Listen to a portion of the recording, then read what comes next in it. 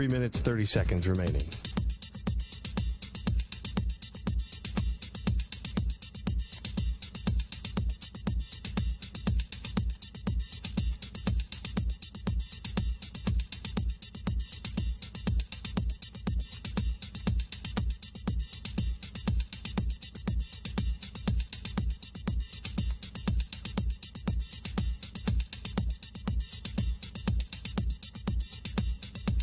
Three minutes remaining.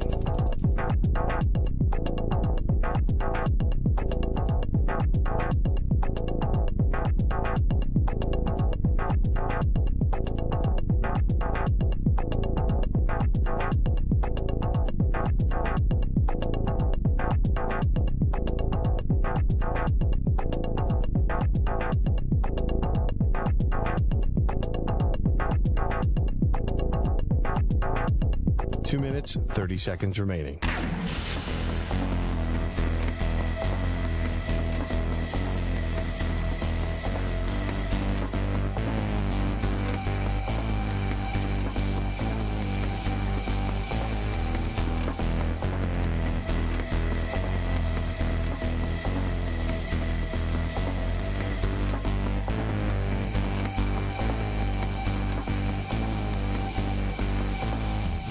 Two minutes remaining.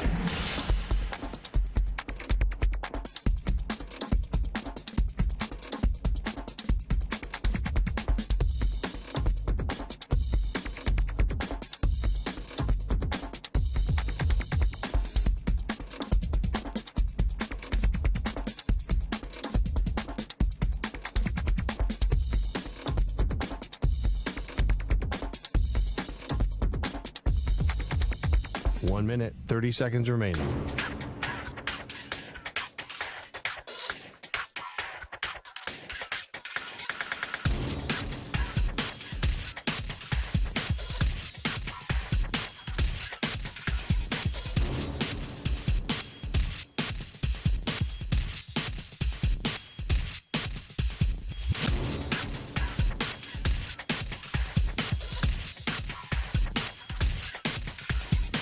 One minute remaining.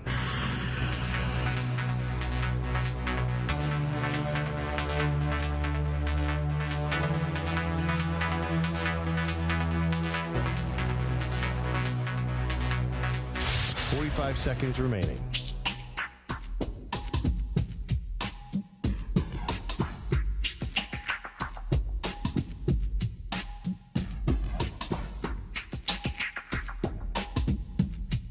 Thirty seconds remaining.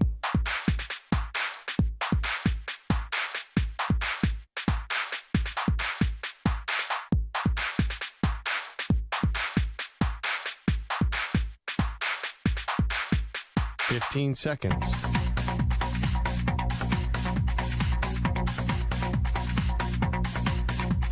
Break ends in 5 seconds.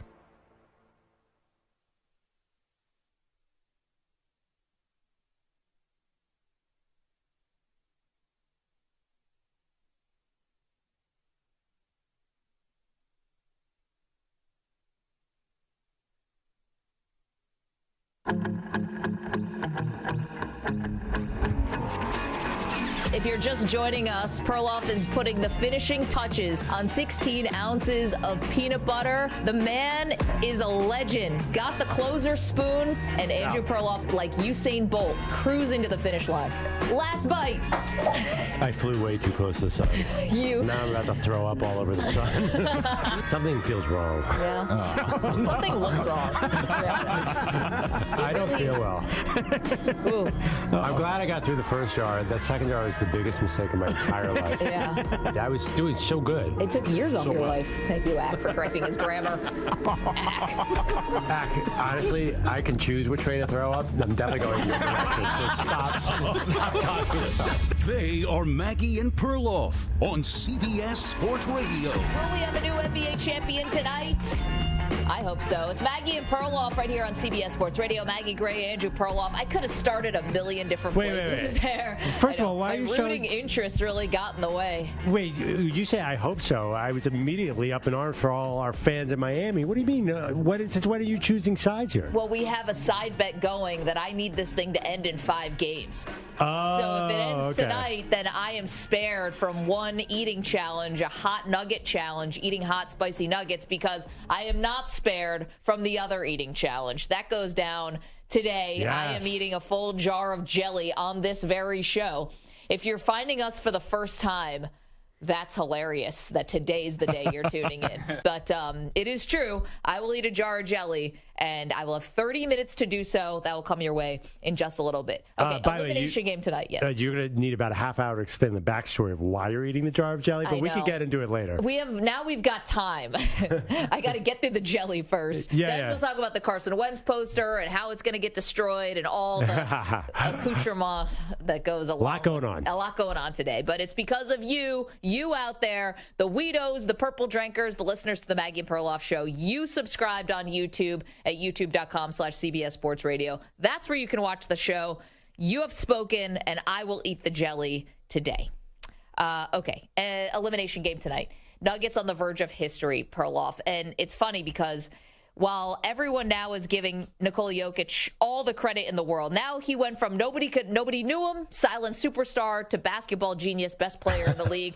Don't know how we played the sport without him, all of that. But there is something about this title, and if it is a gentleman's sweep, either it looked kind of easy, especially game 4 when Jokic got in foul trouble down in Miami, and the Nuggets just cruised in the non-Jokic minutes.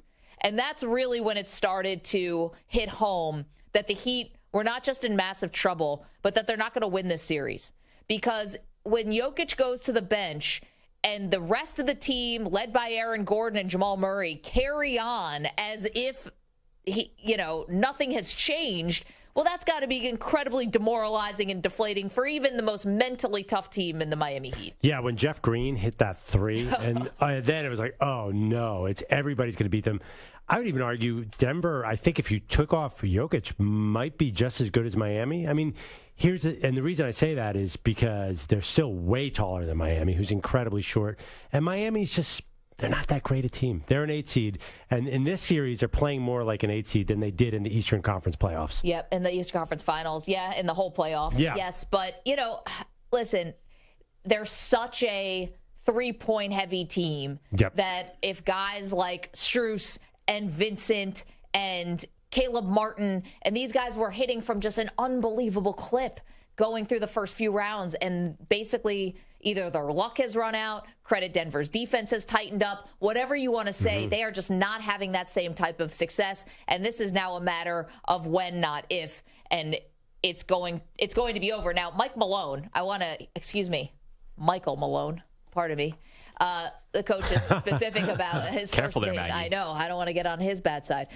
Michael Malone was talking about the mentality that they need to have with a 3-1 lead. And let's be honest, the mentality has been an issue for the Nuggets earlier in the series. My biggest concern going into any closeout game is human nature and fighting against that. You're up 3-1. Most teams, when you're up 3-1, they come up for air, they relax, and they just kind of take it for granted that, we're going to win this. Our approach has to be that we're down 3-1. They're desperate, we have to be more desperate. They're hungry, we have to be hungrier. I mean, easy to say, and I know the coach wants to say it, but in the beginning of the clip, he mentioned it's human nature. Yeah. Will the Nuggets, who really the only hiccup they had was game 2, obviously, where it seemed like they left their foot off the gas. Is there any danger that happens tonight? Yes, there is, because Miami has played well in this situation. First of all, they're on the road, which is really weird, but they've been better recently. Miami let their foot off the gas against Boston. So we saw, and then in game 7, they came out like a house on fire in the previous series. There is this idea that a desperate Miami is the best Miami. Yeah. And I think there's something to that. I actually expected that in the last game. I thought, wasn't that shaping up to you to be the Miami back against the wall game? And then they just did not deliver. They looked really small. So that has me worried. There's another back against the wall game.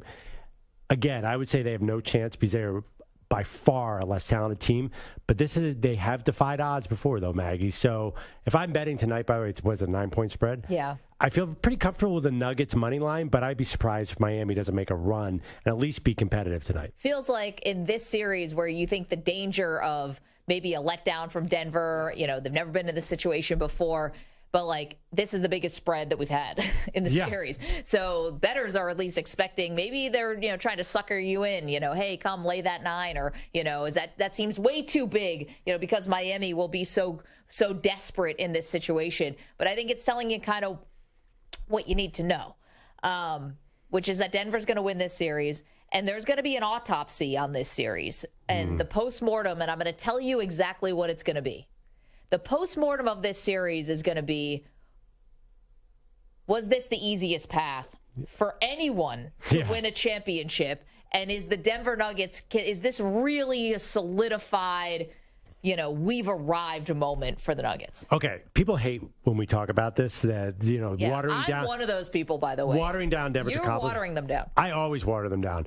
But here's the reality of the situation. When you look at the finals throughout history, Maggie, some were more challenging than others. I mean, listen, we all know, for example, beating the Dwight Howard Orlando Magic is not the same as Larry Bird knocking off Magic Johnson. You are defined, I think, by the team you beat and your competition. So I think Denver will get tested at some point. It's not going to be this year. So I think to say that Denver is this sort of, we use the word maybe burgeoning dynasty. Yeah. We have to see them when they're really challenged by an equal team, because we want to see how they respond to that pressure. That is not this series, so I don't think we have that. And that's why I don't think we're going to fully appreciate Denver after this. This is classic goalpost moving by somebody of the caliber of Andrew Perloff. First it was Jokic 2 MVPs, but he hasn't won a title. Oh, yeah. Now he's going to win the title. It's not good enough because Miami is an 8 seed, but in name only. Yes, Miami looks like they're running out of gas, but what have we said this whole time? But they're so dangerous and they're mentally tough, and they've got guys who can hit from anywhere.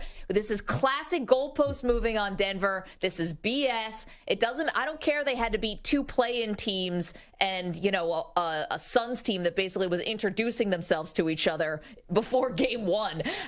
They beat Minnesota. They beat the Suns. They beat the Lakers. That's enough. Now they're going to beat the Miami Heat. They are true champions. I'm not asterisks. I'm not caveating. They deserve everything they're getting. Okay. Well, you say that, by the way, that they beat 2 play-in teams. You're not saying that hypothetically. Like, they really, just in case you don't know, they did beat 2 play-in teams. Because I know that's exactly what you were going to say. Okay. So I'm disarming you with the information. I know that they beat 2 play-in teams. So in your mind, I guess no. The play-in teams would have been Minnesota and Miami was a play-in team. Right. Okay. So that's a good point. I forgot about the Lakers finals opponent. So the Lakers, I can't even remember now. The Lakers actually did make the playoffs without the play-in. No, they were playing too. No, they were playing too. So 3 play-in teams. 3 play-in teams. Well, so you have to admit, and Miami, you're right, they do not look like an 8 seed. They look like at best a 10 seed lately. Because an 8 seed would have Max Strus is 0 for 10. They're a 10 seed, Maggie. They're not even a good 8 seed. This is ridiculous. And you tell me that you say that now, but in 3 years when we look back on this, that you're going to say, well, that was just Miami. That was not Denver's finest moment. No, I'm not going to say that. Yes, you will. Because next year when the West reloads and these potential super teams sign more guys, then we'll really know who Denver is. We don't know now. No, I am not going to say that because it'd be talking out of both sides of my mouth, which is you can't say that Jimmy Butler has this extra gear, all-time great playoff player, Eric Spoelstra going to the Hall of Fame as a coach. You can't do that.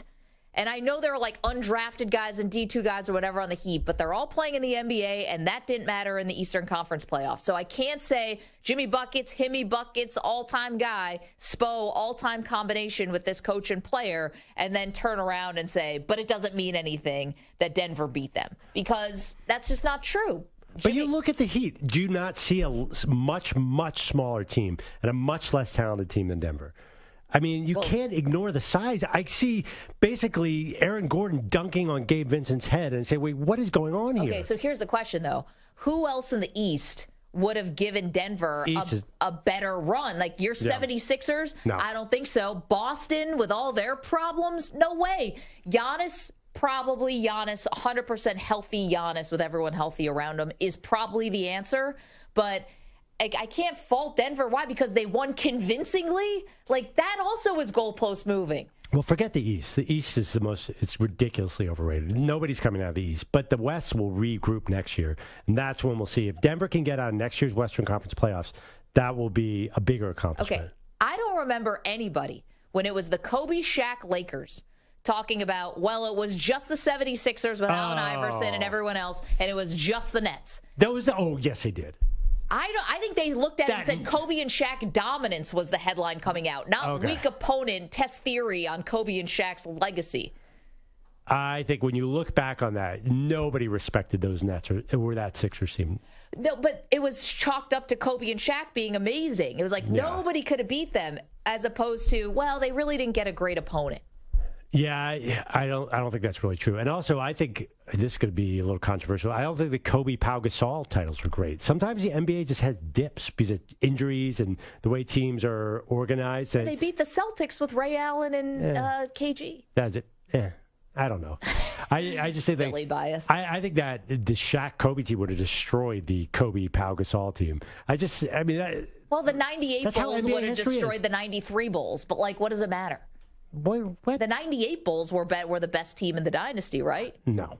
96, 97, 98 was better than 92, 93, 94. Or 91, 92, 93. No. Oh, I think most people believe that. Really? You're talking about degrees of how good they are is what I'm saying. I think that's a disingenuous argument. Wait. You say that, I know we got to break in a second, but you say that like it's a fact that people consider the second half of Jordan better than the first, but Jordan was younger, more athletic in the first. But he was just as good and dominant in the second three. I think, here's the thing, the first three were unbeatable because they had Michael Jordan, though. Well, so were the second three. I understand. Wait a minute. I've never heard this as you say it as if it's a proven fact. It's really interesting. I never even heard this debate. This is a great question. I always thought that was kind of settled. Really? I'm not totally disagreeing because I'd never even tried to wrap my head. Who's the third Hall of Famer on the first three-peat? You're the third Hall of Famer with but you had Dennis Rodman. Right?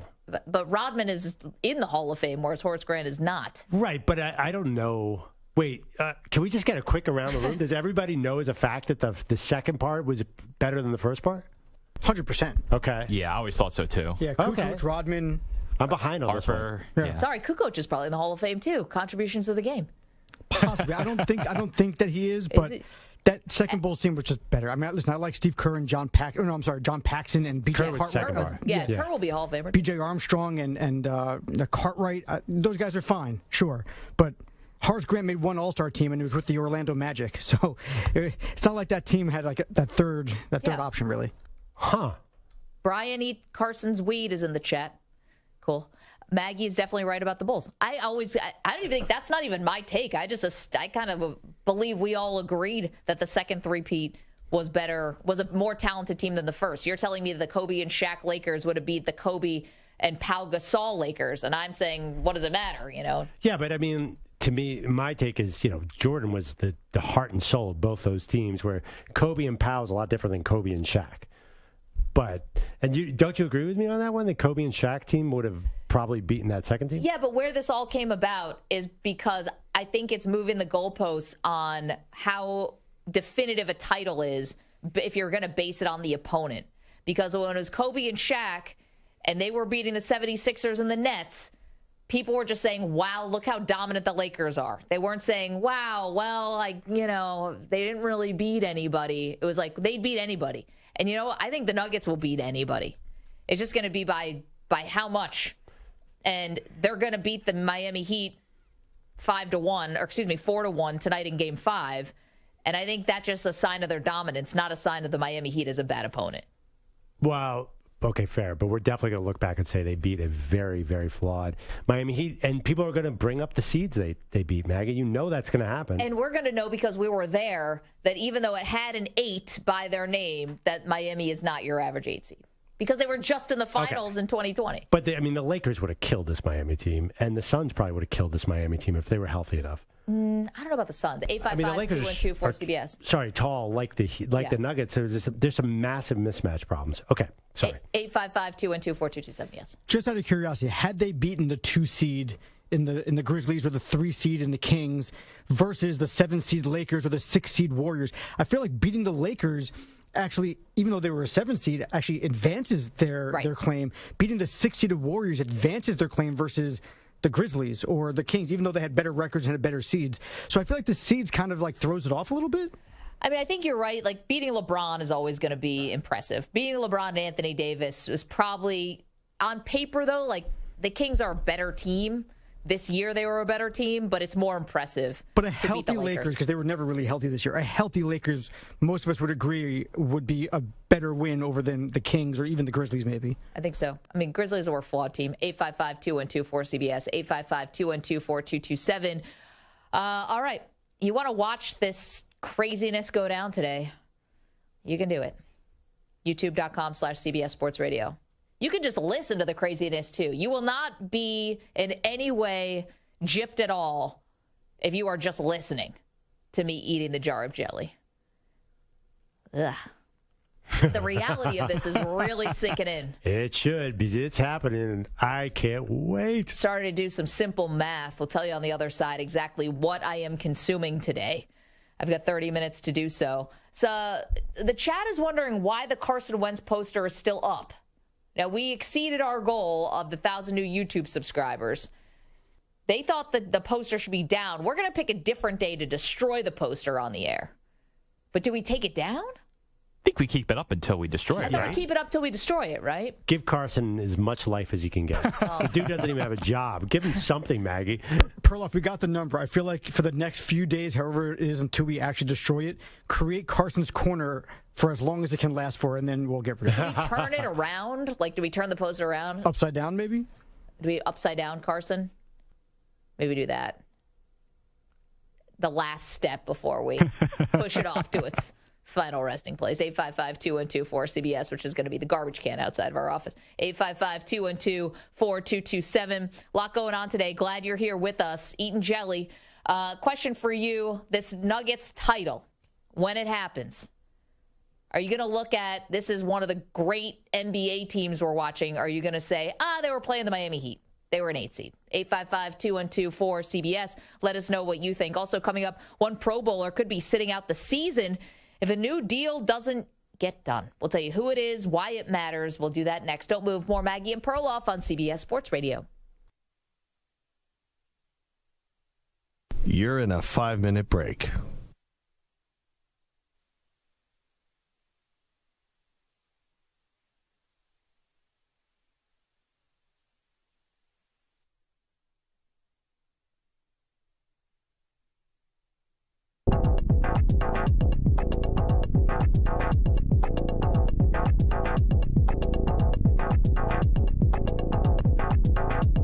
Four minutes, 30 seconds remaining.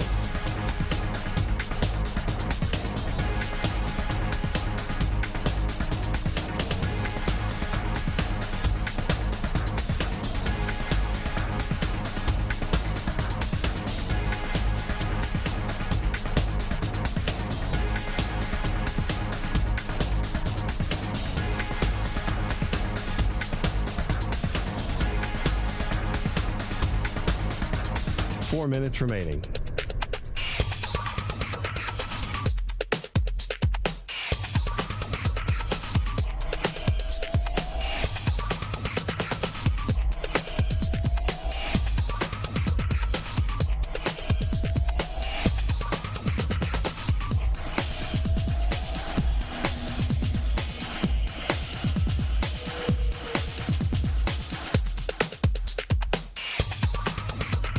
Three minutes, 30 seconds remaining.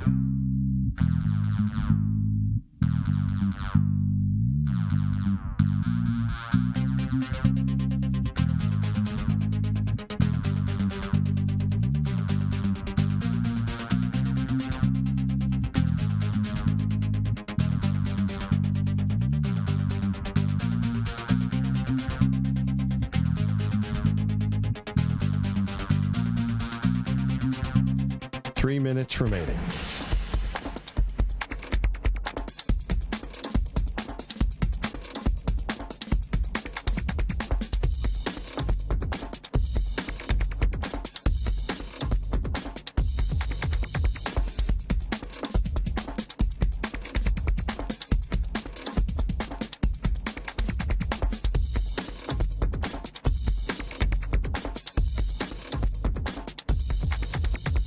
2 minutes, 30 seconds remaining.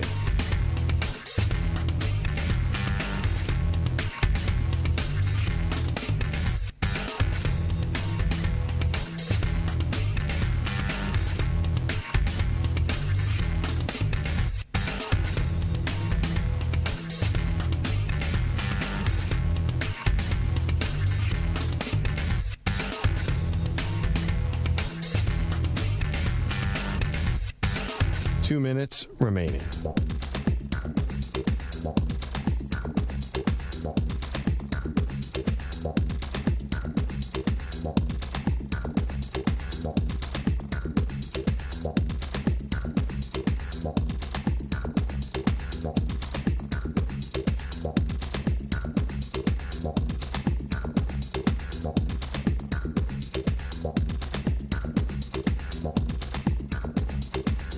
One minute, 30 seconds remaining.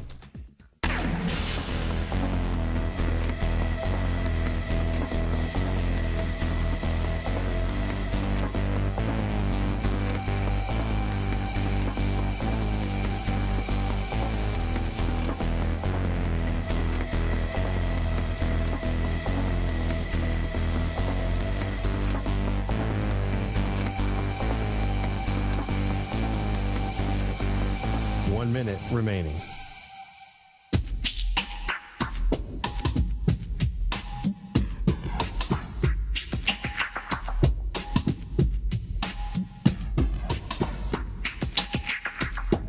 Forty-five seconds remaining.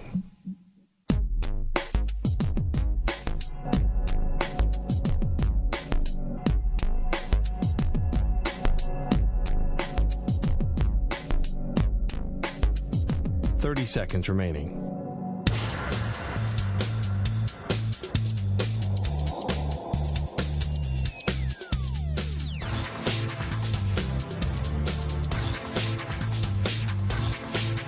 Fifteen seconds.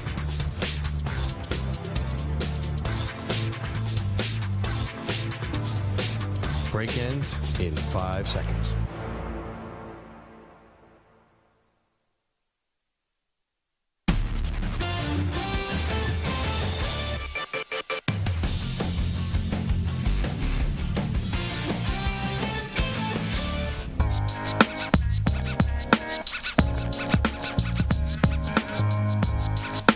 Welcome back to Maggie and Perloff.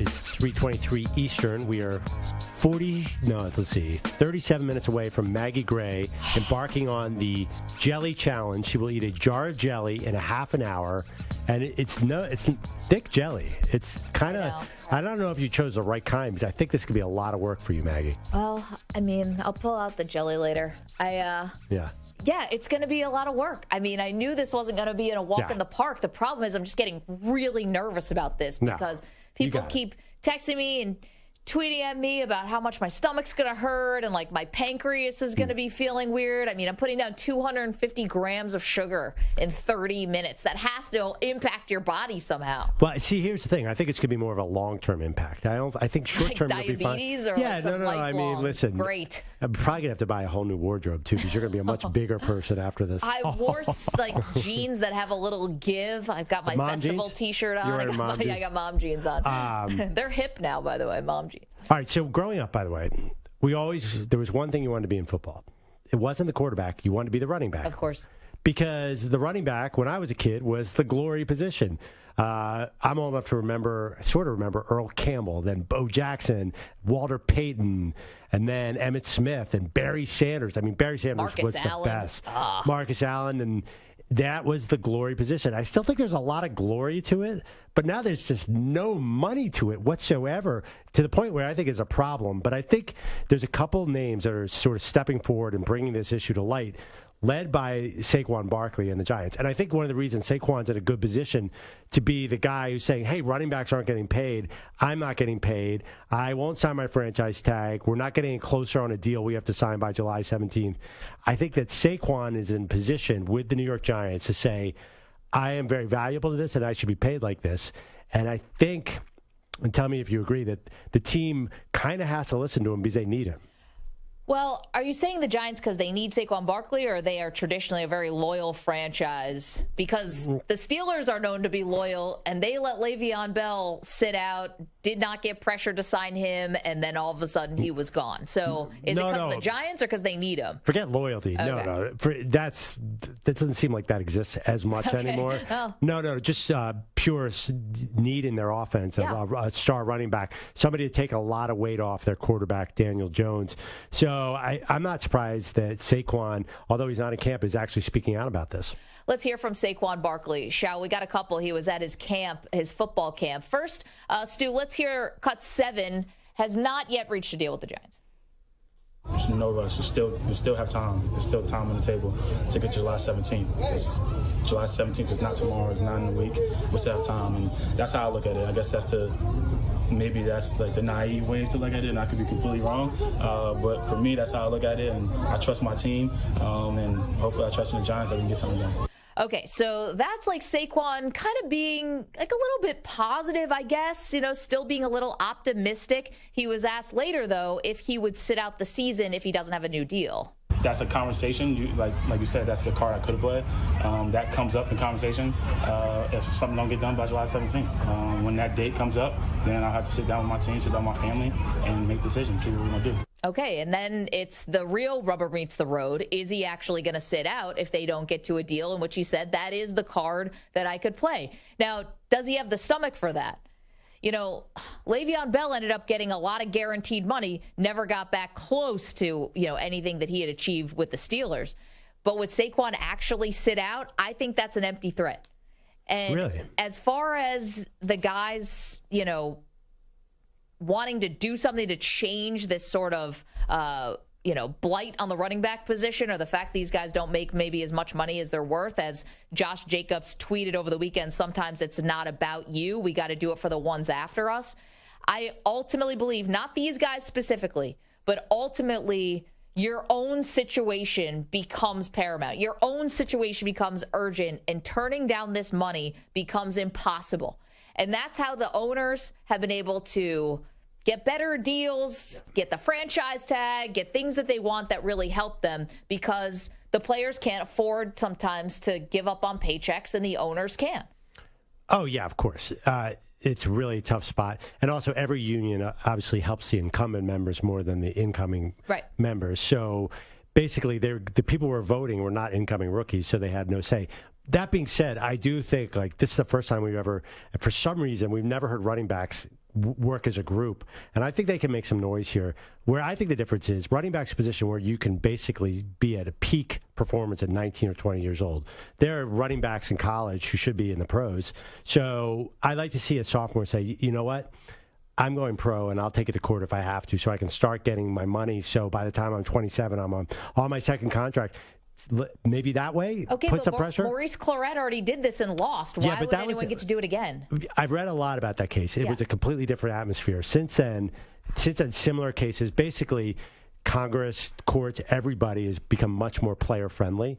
Back then, everything, whatever organization came and said, what can we do to suppress the players' rights? Yeah, right. The courts were like, sign us up. Yeah, sign us up. I don't think if Clarett had a more organized case in this day and age, that would fly. Because think about it. There was no NIL back then. Players had no rights. And the fact that Clarett was ruled against made no sense, too. The whole draft makes no legal sense. Why are you saying, why can't a 19-year-old join the pros? There's no real fair reason. Well, no, but you're asking now to move. Now you're asking for a entire philosophical change. Now you're asking for, some really big mountain moving, which I don't see getting done. Here's another small part of this that's not small for the players, but small maybe to the audience. The NFL signed a new collective bargaining agreement. Yeah. They're in for another 7 years, before they crack this thing open again. Do you think running back salaries are going to be the thing that moves the needle here? No. I mean, as much as I would like Saquon Barkley to get his fair value, Saquon Barkley has been hurt a lot. He's already made over $30 million in his career. I'm not crying for Saquon Barkley. He's already made enough money for his whole life. Dalvin Cook has made over $35 million. Josh Jacobs, these guys have made enough, not enough, but it's not like they've made nothing.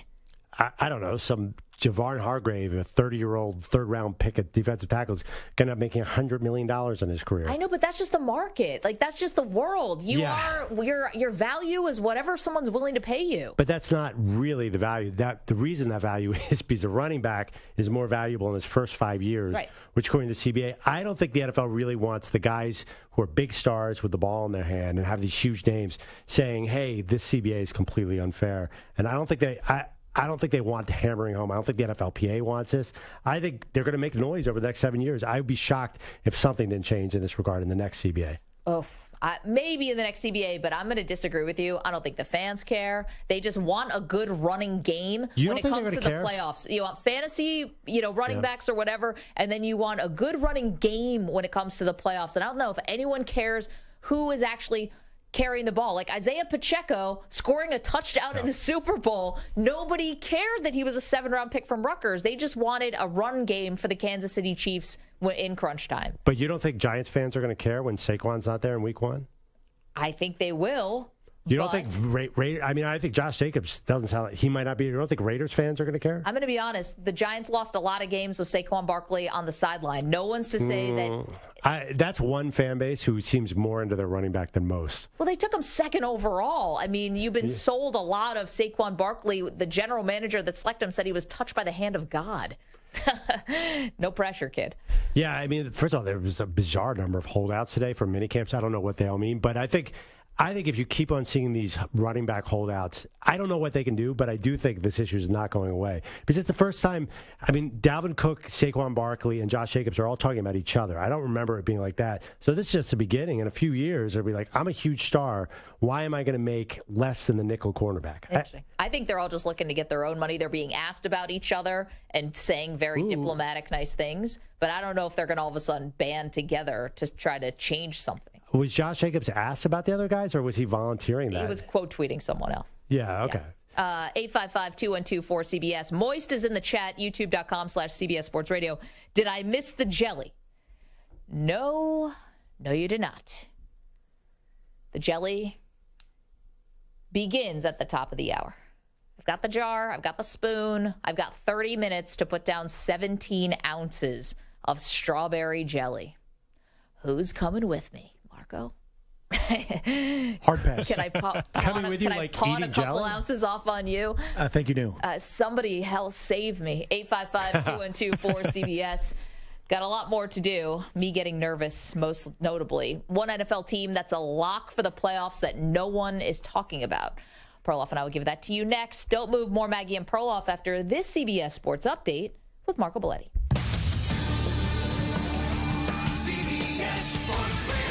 Sports Flash. Guys, are sponsored by Progressive Insurance. Protect your family, your phone, and your furry friends with Life, electronic device, and pet health insurance. Agreement raises concerns about the Saudi government's role in influencing this effort and the risk posed by a foreign government entity assuming control over a cherished American institution. Those are the words of Connecticut Senator Richard Blumenthal as they will be investigating the new PGA Tour Live Golf Partnership. Game 5 NBA Finals tonight. You got the Nuggets trying to close out the Heat. Jamal Murray looks to stay grounded and focus on the task at hand. All the things I've wanted to do growing up, to be here is one of them. And I don't want to miss the opportunity that I'm in. So just, like I said, knowing is not enough. It's good to know it and realize it, but you got to go out there and motivate yourself to do it. Meanwhile, Eric Spoelstra knows his group doesn't lack for confidence despite the daunting task of being down 3-1. We have a very mentally tough team. We do believe in that. You know, we have a big goal, and from our standpoint, nothing has changed. It is extremely challenging to accomplish that ultimate title. Well, Tyler Hero lists as questionable, expected to give it a go, and Fred VanVleet reportedly expected to decline his $22.8 million option. I'm Marco Belletti. Hey, it's DA. Be sure to listen to CBS Sports Radio at home. Ask Alexa to play CBS Sports Radio.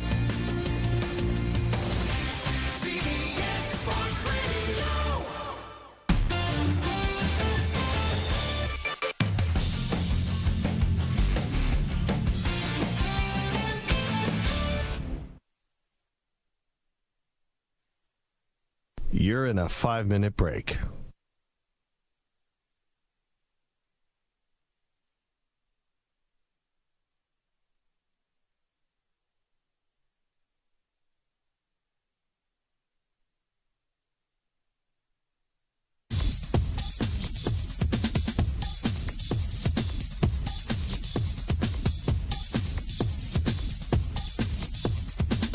4 minutes, 30 seconds remaining.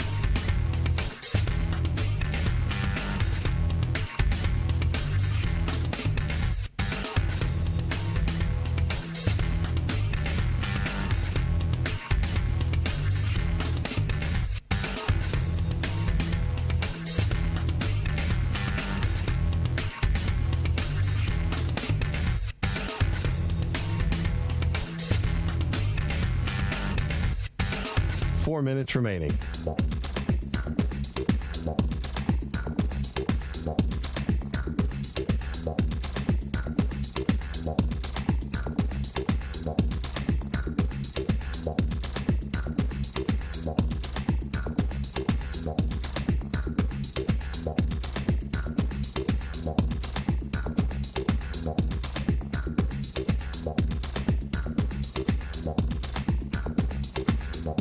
Three minutes, 30 seconds remaining.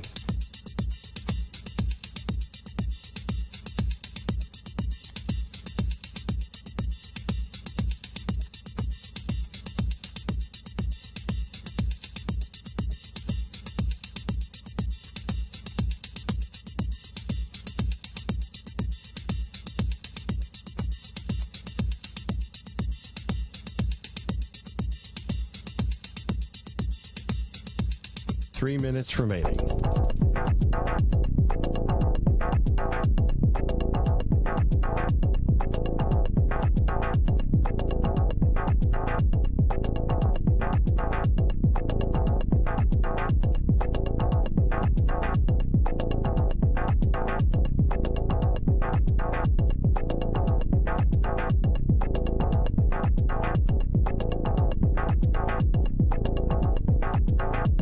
Two minutes, 30 seconds remaining.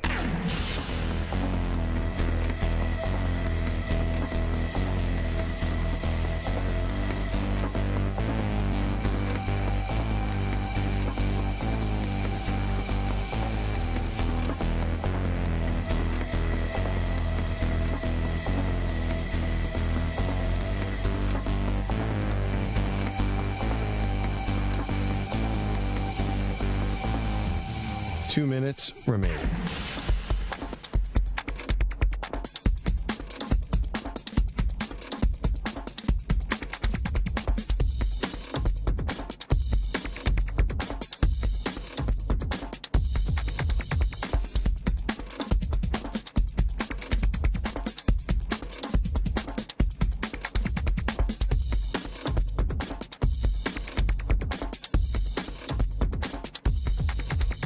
One minute, 30 seconds remaining.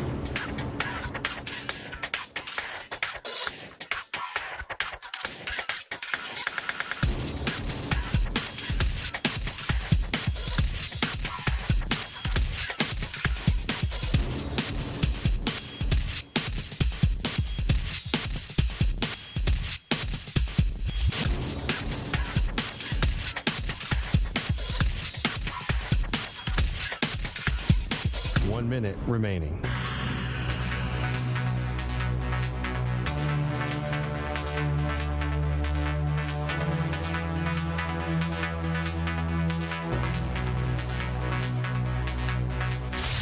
Five seconds remaining.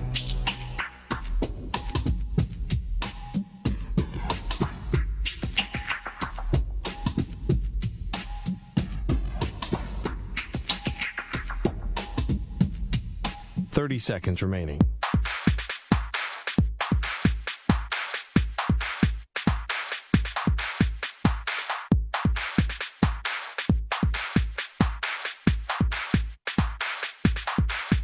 Fifteen seconds.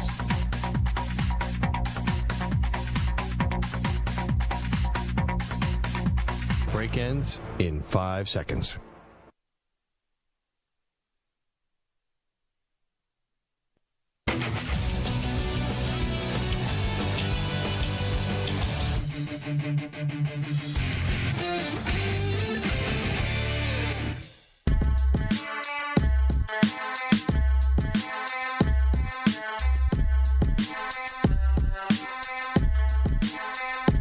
Welcome back to the torture chamber. We still got 20 minutes until I eat an entire jar of jelly. You can watch youtube.com/CBS Sports Radio or just listen on our incredible affiliates. You're going to be able to get the gist of the pain that I'm going to be in. Our boss is here. I've never memorized your title. The head of sports at Odyssey and everywhere, the host of the Rights to Ricky Sanchez podcast, Spike Eskin, is here.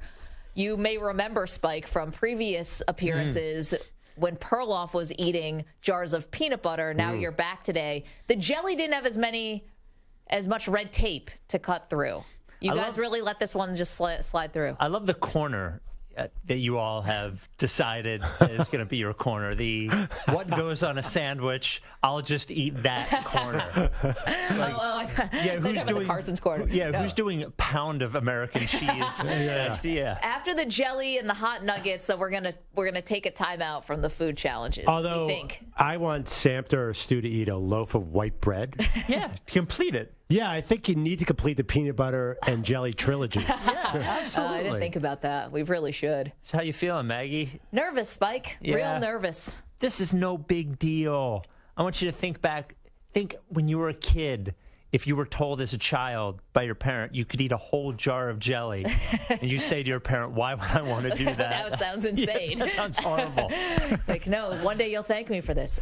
You'll be okay. It's fine. You think? Relatively okay. Sugar comes from the earth. Okay. Well, this sugar come from? This sugar comes from a lab in the Midwest somewhere. Yeah, that's okay. What's wrong with that? Think of all the sugar people consume. And me, I was a big sugar addict. I had to cut candy out of my diet. I'm used to this. You would do like 2 packs of Sour Patch Kids in the middle of a show. And I think that's getting into that's like half a jar of jelly sugar-wise. Come on. Think of Lamar Odom used to eat tons and tons of candy, and he ended up fine. He didn't have any troubles at all. Nothing happened with Lamar Odom. Straight as an arrow, that guy. No deviations at all. No, that was a straight line here to there. Yeah. So is this jelly going to lead to a hardcore drug problem? Me at the Bunny Ranch? What is going to happen? I don't want that to happen. Jelly is a gateway condiment. Great. What about why does it seem like Cuba by Tuesday? Why does it seem like peanut butter is easier to eat a jar of than jelly? I can't put my finger on. I don't think it sounds easier at all, actually. Oh, this seems hard. This is gonna suck. No, it's like Jell-O. You could eat a 16. How many ounces is it? 17 ounces. Yeah, that's like nothing. and honestly, you said something. Obviously everyone listens on our great affiliates, but you mentioned. And obviously, Perloff, you will paint the picture, and Maggie, you will grunt or whatever noise you're going to make when you're eating it. But this is definitely if you are near your phone, if you are near a laptop, the YouTube is a wonderful companion to watching a person eat a certain amount of food that is safe to eat, but probably they shouldn't. No. Probably they shouldn't do. And there is the question about utensil. Mm-hmm. Yeah, I would love at least for the honorary first taste of the jelly. Yeah. To be with your hands. My hands. I know. Yeah. That's what we originally talked about. If we go all the way back to that time. Stupid meeting. Yeah. It was bad. But by the way, I will try to paint the picture with words. But I can't do that if Maggie's going to paint the studio with strawberry-colored vomit 5 minutes in. So I do think you have to go into video because this could become very interesting. I brought some pretzels just in case I needed to break it up a little bit or add something salty. But that really, we didn't define the rules as much. With the peanut butter, it was like we had the 10 Commandments. I mean, this stuff was set in stone. Mine's been a little more fluid. I think the thing I'm looking forward to the most, and I don't know what's going to happen, as this is not scripted, this is real, of course, is Perloff. When Maggie gets to the point, I think probably 6 ounces into the jelly, and she was like, Andrew, I don't want to do this anymore. Yeah. Can I stop?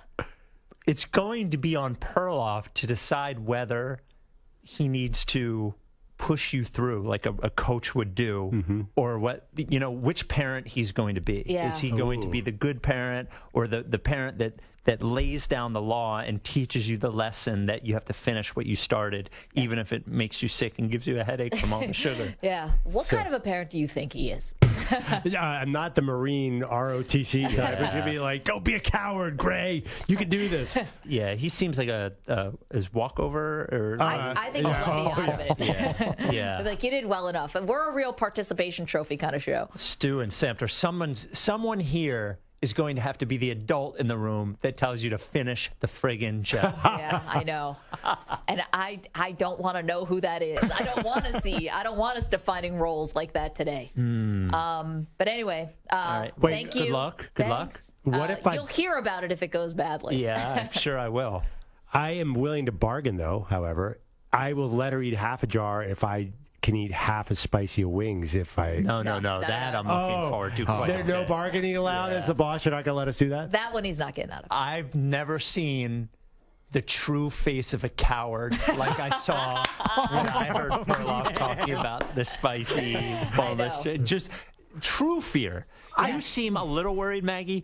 Perloff I'm hiding it. Is deathly very afraid. scared, Yes. like a child who was told that there was a monster under the bed. That's how Boogeyman is here. Yeah. Well, I wasn't scared until you brought up an EMT and told me I had to wear rubber gloves to eat these things. Yeah. Well, you don't want it on your fingers. That doesn't strike you as somewhat scary? No. Well, yeah, I'm not the one eating it. Why do you need a defibrillator for a spicy wing? Just in case. Yes, this is his job to think about all the what ifs here. Better to be safe than sorry. Yeah, and we could be real sorry on that. Yeah. All right, you're busy. All right. Thank you. See ya. Good luck. Can't wait to see and hear. YouTube.com/CBS Sports Radio. Thank you. Spike Eskin, our boss, host of the Rights Ricky Sanchez podcast. Sweating there a little bit, I'm Mag. getting real. I'm like my. Yeah, is it hot in I'm here? like What's clammy. going on? I'm going through some. This is like my body is having a pre-reaction. This is amazing. Yeah, I'm getting a little sweaty. Oh. As much that is not a nice thing. I've been on clouds all day, excited to see you do this and hopefully fail. But now that the spicy wing comes up, now I'm also scared of my own future in the food business. Is it wrong, by the way? Now, listen, we're good friends. I think the world of you. I really want you to have a hard time with this. Does that make sense?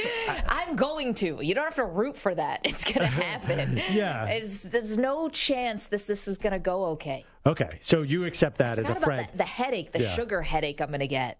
And if you want me to be encouraging in a positive way, or do you want me to yell and don't be a wimp? I don't want anyone to talk to me. No, I don't know. That's not going to work well on the radio. Great radio. Yeah, I'm going to have riboflavin headache or something. We're just going to hear like chewing and mushy jelly sounds. That's just not going to work. Oh, gosh. Yeah, we're going to talk as much as possible. This is bad. Nick in Texas, sweet, Spike approved. That was an approval? You let us get this far. Yeah, the hot nuggets will be a whole different thing. I mean, he approves, but the EMT is going to be here, and we are going to have an ambulance on standby. I know. I feel like that. I want to like put that on the back burner. Like today is the jelly day, and it's getting closer, and we're now 10 minutes away, and I'm getting a little freaked out. Am I talking to the pitcher who's in the middle of a perfect game, and I'm talking about another game? Yes. This is to me. You know when you're waiting online for a roller coaster? Yeah. And when you get on the line at the back. And you got all those turnstiles to get through and all the people to get through. You're like, oh, this is fine, haha. And then you start getting a little closer and you get a little nervous laughter and everyone's getting closer. And now I feel like I can see the front.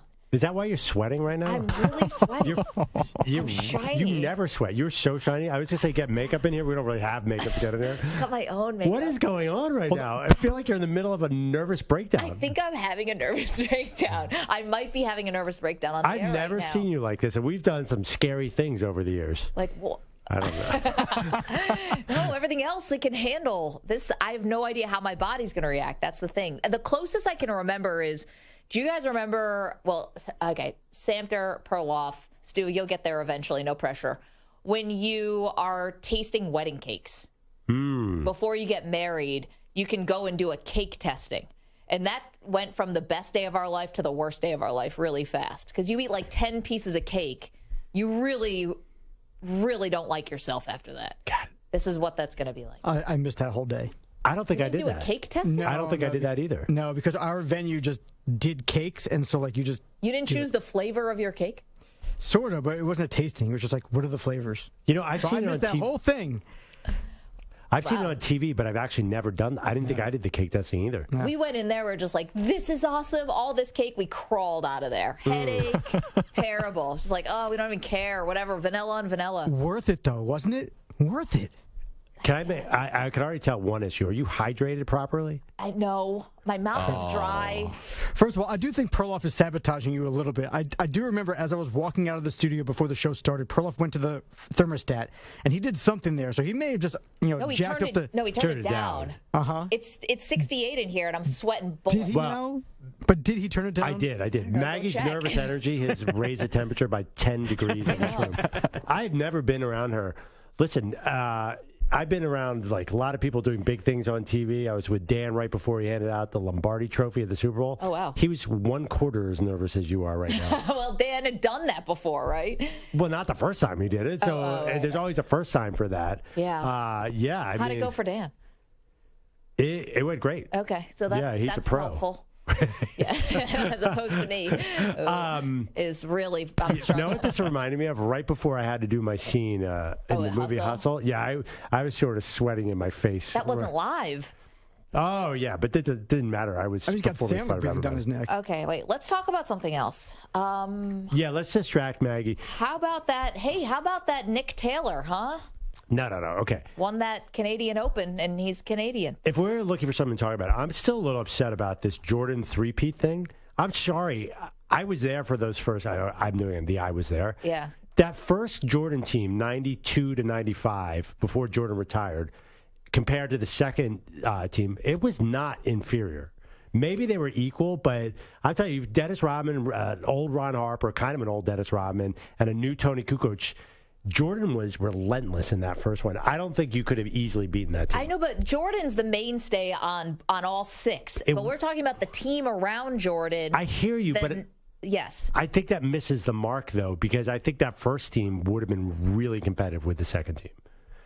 Well, probably because it did have Jordan and Pippen and Phil Jackson. So, of course, there were like the core was all there. We're talking about there are multiple other Hall of Famers, though, that ended up on the second three-peat team. Right, but I think, honestly, those role players are less significant in the big picture than one might think. Because I think if you somehow can magically, outside of a cartoon movie, have those two teams play each other, I think it would be a 7-game series. It'd be brutal. Well, maybe, but that's why this was the dominant dynasty of the NBA at the time. That's why I'm saying it's not like a no-brainer that the second one. I know this is totally. I'm just trying to distract you from the inevitable pain you're going through. How we got into that in the first place was the idea that do you judge an NBA Finals champion on their competition? Right. And that's what's happening to the Nuggets right now. Mm-hmm. I can feel this happening. Like, the Miami Heat, not a great opponent. They were an 8 seed. And I think that's goalpost moving because coming into this finals, it was like, wow, Miami, mentally tough, always makes the right adjustment. Jimmy Butler is a different guy in the postseason. Like, it's disingenuous to do that now to Denver. Way back in the day, the Celtics won 2 of their titles, I think, or at least one over the Houston Rockets because the Lakers failed to make the finals that year. It wasn't the same. It just wasn't. The great Lakers teams didn't advance, and they beat a bad Ralph Sampson Rockets team. You are defined by who you play. But you are a champion, and you are about to put down a jar of jelly. Oh, my gosh. I am so nervous right now. YouTube.com/CBS Sports Radio. I'm going to begin the jelly challenge next. Oh, my gosh. I've got to get it together here. Okay. We come back. I'm going to eat the jelly. You'll see the jelly. I'm going to eat the jelly. Do that next. Maggie Perloff, CBS Sports Radio.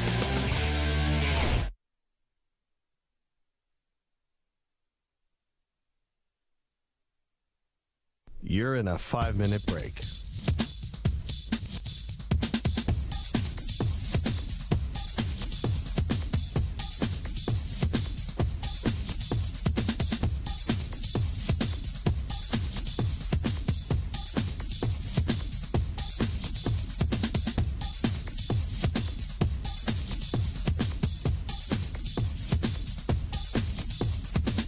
Four minutes, 30 seconds remaining.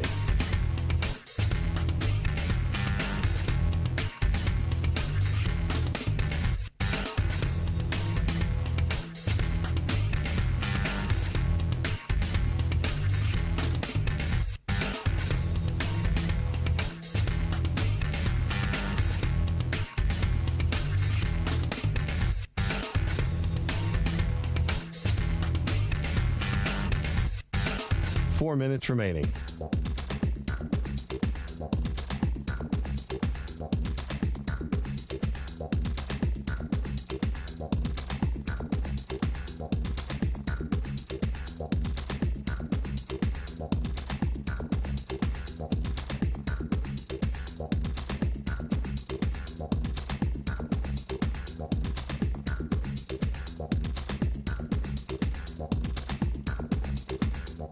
Three minutes, 30 seconds remaining.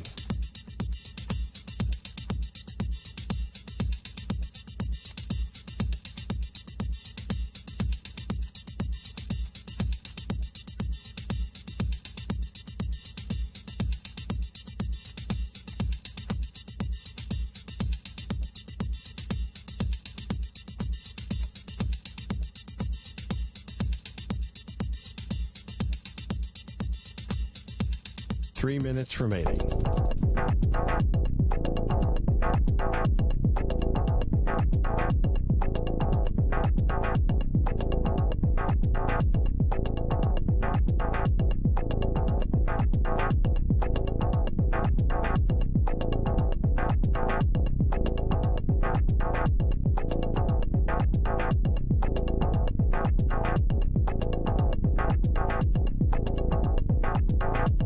Two minutes, 30 seconds remaining.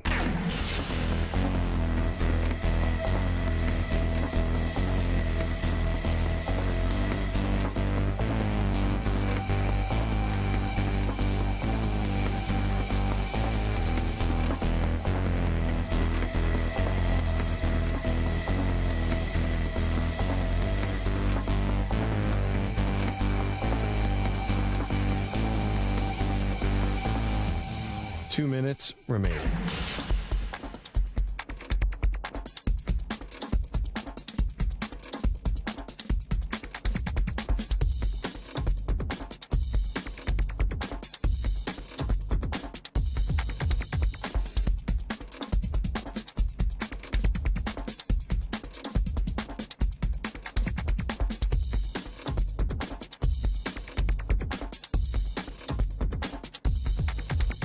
One minute, 30 seconds remaining.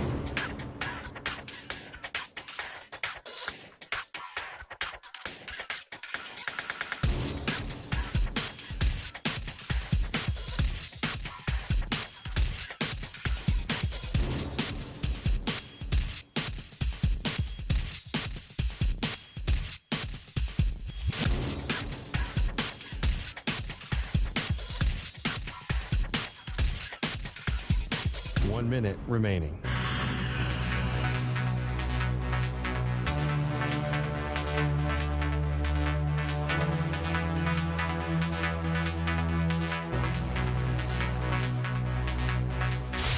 Five seconds remaining.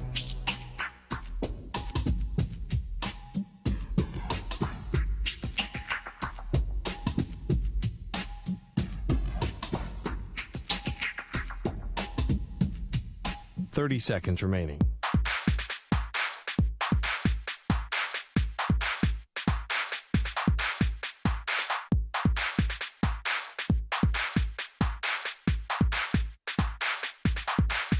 Fifteen seconds.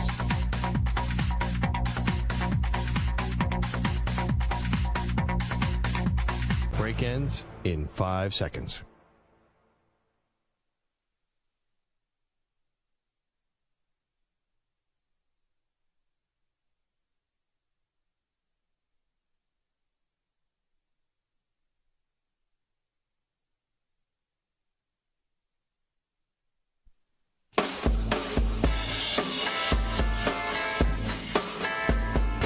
If you're just joining us, Perloff is putting the finishing touches on 16 ounces of peanut butter. The man is a legend. Got the closer spoon, and Andrew Perloff, like Usain Bolt, cruising to the finish line. Last bite. I flew way too close to the sun. Now I'm about to throw up all over the sun. Something feels wrong. Yeah. Something looks wrong. Yeah. I don't feel well.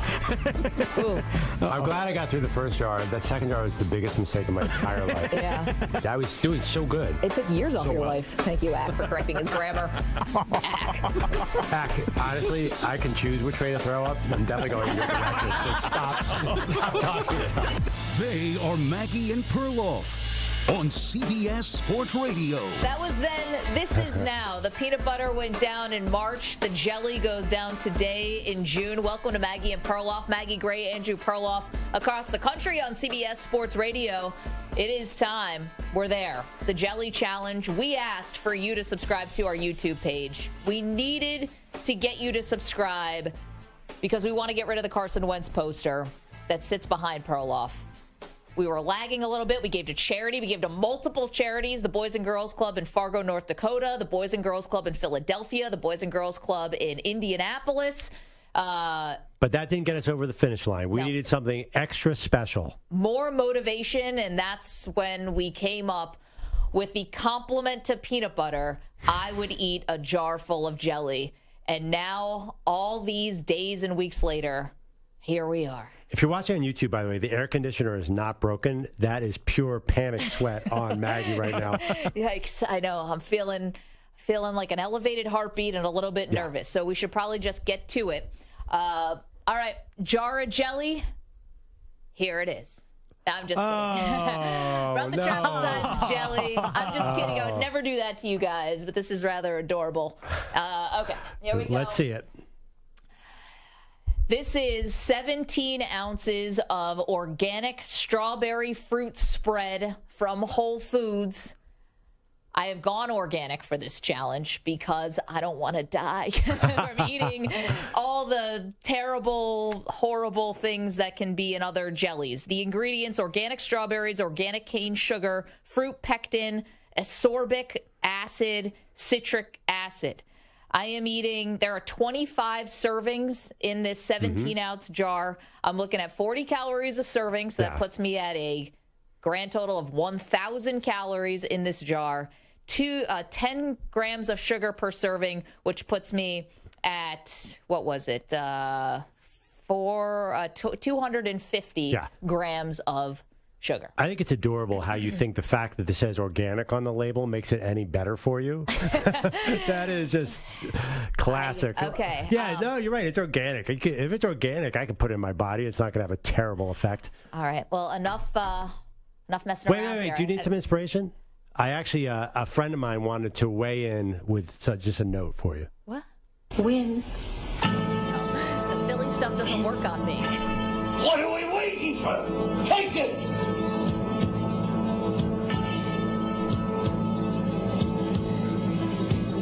Doesn't have the same effect of people who aren't from Philly. You guys should have played Shout or something, the Bills stuff. Like, the Philly thing doesn't really do it. It worked for Nick Foles against Tom Brady. It could work for you against a jar of jelly. Right. Let's go. All right. And because I said I would eat it with my hands, do you have an official time? 4:04, begin now. Okay. The first bite is down with My your hands. hands, You're welcome. which I don't totally understand, but oh boy. This is thick.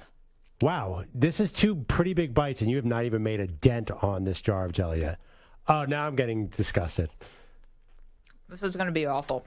So, It's going to be terrible.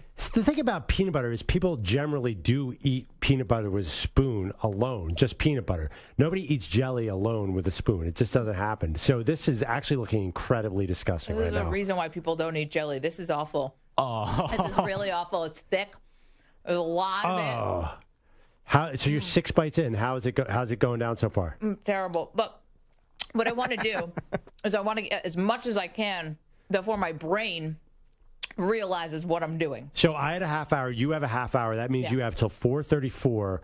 You're already. Oh my gosh! I think you're already. I'm going to tell you. Can I get Botox after this, and can the company pay for it? Because my face is so scrunched up. I'm giving myself real wrinkles today. Yeah. Oh, every bite you look sort of like mildly sick. Like every bite you're getting like 3% sicker on each bite, which is pretty good. You know, I'm going to be honest. I know that we talked about this, and you ate what brand did you eat? Skippy. But I went for the organic. I splurged Yeah, for it. I actually am a little bit happy that I did that. What, does it taste any different? Because I don't want it to. It's a little thicker, so I didn't want it to be like that gelatiny. See, I think you made a mistake because the basically the store brand, the Welch's brand, they put things in there to make it easier to eat. I think this is going to cost you by the end of the jar because that is thick jelly. RPC There's like real says, strawberries in there. I'm going to uke, and you're right. I am. Yeah. This is like the Nuggets winning the title. It's not a matter of if, it's just when. So do we start the side bet, Perloff, of the time of when she actually relieves what she's eating?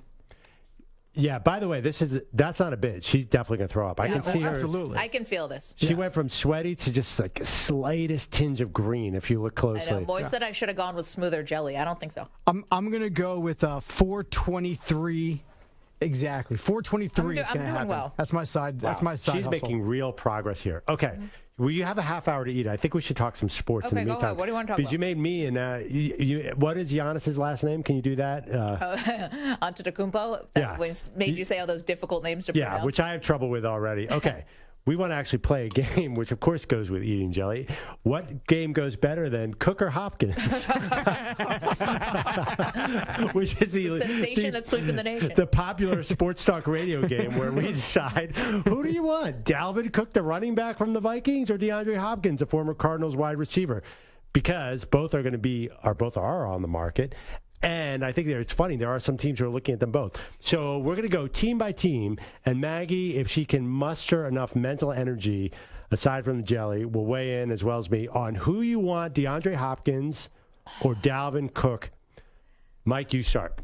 She just sighed, and I can't tell if she sighed because she hates this game or because she's struggling. No. Her eyes are, by the way, her eyes are bloodshot, which is kind of weird. I didn't see that coming so quickly. I know that we were doing this all when we hit a certain threshold of YouTube subscribers, but if you are watching on YouTube now, if you could hit subscribe, we would be so grateful. Oh, yeah. Don't let this can't all be for nothing. Definitely subscribe now because we might have to go to some sort of black card when Maggie starts vomiting on here. Because I don't know if you want that. Want that on YouTube for life. Bad. Seriously. Bad. Right. She must really hate Carson Wentz that much to be able to. People should not do this, by the way. Yeah. I know no one is. I can't believe I'm going to say it. I can't believe I'm saying this. Maybe you should slow down a little bit. I don't think you look right. You don't look like right. A fake lifeline. You know, she's got the You're right. handing me a fake lifeline that you're going to rip away. I do not want you throwing up strawberry-colored jelly, fruit preserve, or whatever this is called, all over my laptop here. We're far. This is happening. At some point, I'm going to vomit. She's got the right idea, though. Like go hard early on before the hypothalamus in your brain catches up to your stomach. Because when that happens... Oh, that's what happened to me with the peanut butter. Yeah. I thought I was doing fine, and then I was getting these signals from my body that it was no good. So, yeah, you should eat fast. Okay, so DeAndre Hopkins, Dalvin Cook. I need some distraction. Give us a team. Just try to distract as much as possible. All right, so Hopkins or Cook. The Miami Dolphins, should they go for Hopkins or Cook? They have two speedsters, Waddle and Hill. They don't have that mid-range possession-type receiver, so maybe they could use him more than Dalvin Cook. Okay, I'm about to throw up, too, by the way. This is disgusting. So the thing with this organic jelly, it's so thick. It's not even like real jelly. This is a bad... Yeah, you should have gone with the Welch's grape. We're too far in now for woulda, coulda, shouldas. I feel ignored. I just asked a question. Neither of you even acknowledged what I was saying. Well, okay, do this. Okay, this is an easy one. This is an easy one. This is an easy one, but it's got to be Dalvin Cook for Miami. Now, here's the problem. The fact that Tyreek Hill put it out there that he wants 2,000 receiving yards, I don't think anyone else is going to want to join the Miami Dolphins. Because if they're even trying to get close to him hitting that number, he's going to take up so much of the offense. Who is going to want to play alongside that? You're not going to get a lot of touches if you're both Hopkins or Cook, let alone Waddle. I can't stop eating the jelly or else I'm going to not finish. No, that was a great point. I got to keep going. Yeah, I mean, because... keep distracting you as much as possible. I mean, wait. Spike is still here. Yeah. It's okay. You can go home. I'm not a liability. Just to take a step back, by the way, when you're the GM and you're sitting around like, should we sign Dalvin Cook? Well, Tyreek Hill said he wanted 2,000 yards, so I guess we're not going to bring in that all-pro running back. What are you talking about? The team can't base anything on Tyreek Hill's random comment about that, can they? No, if you're Hopkins and Cook, they're going to have a couple options, I would assume. Yeah. I mean, the markets don't look awesome right now, but it's still June. We have a while to go before training camp. Okay, next team, Mike. How about the Denver Broncos? give Russell Wilson some more weapons. Ooh, no, I don't like. So did they recently say they're out on Dalvin? That was very new, but that could be a smokescreen. So they have too many targets. They're trying to trade some of their targets. The last thing they need is another slow receiver. They still have Jerry Jeudy stuck there, Tim Patrick, Cortland Sutton. Maggie's shaking. This is not good. I wasn't expecting that. I am shaking a little bit. So I would have gone Dalvin Cook. And if they said they don't want him, they're crazy because their biggest problem is running back. Last year, when Javonte Williams got hurt and Melvin Gordon was stuck there, it cost the game. This is going to sound terrible. It cost them 3 wins for a running back because of the fumbles. So they need to bring in someone new. What do you think, Meg? Well, hold on. Is your breathing okay? I need like a breathing timeout. I'm starting to get a little sick. I'm not going to lie to you right now. I do not feel good. Has it been? It's been 8 minutes. It's been 7 minutes. We're about to hit 8 minutes. 7.5 minutes. I'd say you're well past the 50% mark of this jar. I'm past 50%. I'm more. You're way past it, yeah. So, Denver Broncos before you lose it. Oh my God. Yeah, Broncos definitely need more running help. Is Javonte Williams even going to be ready for the season? Probably not. Give us one more team before Maggie yaks.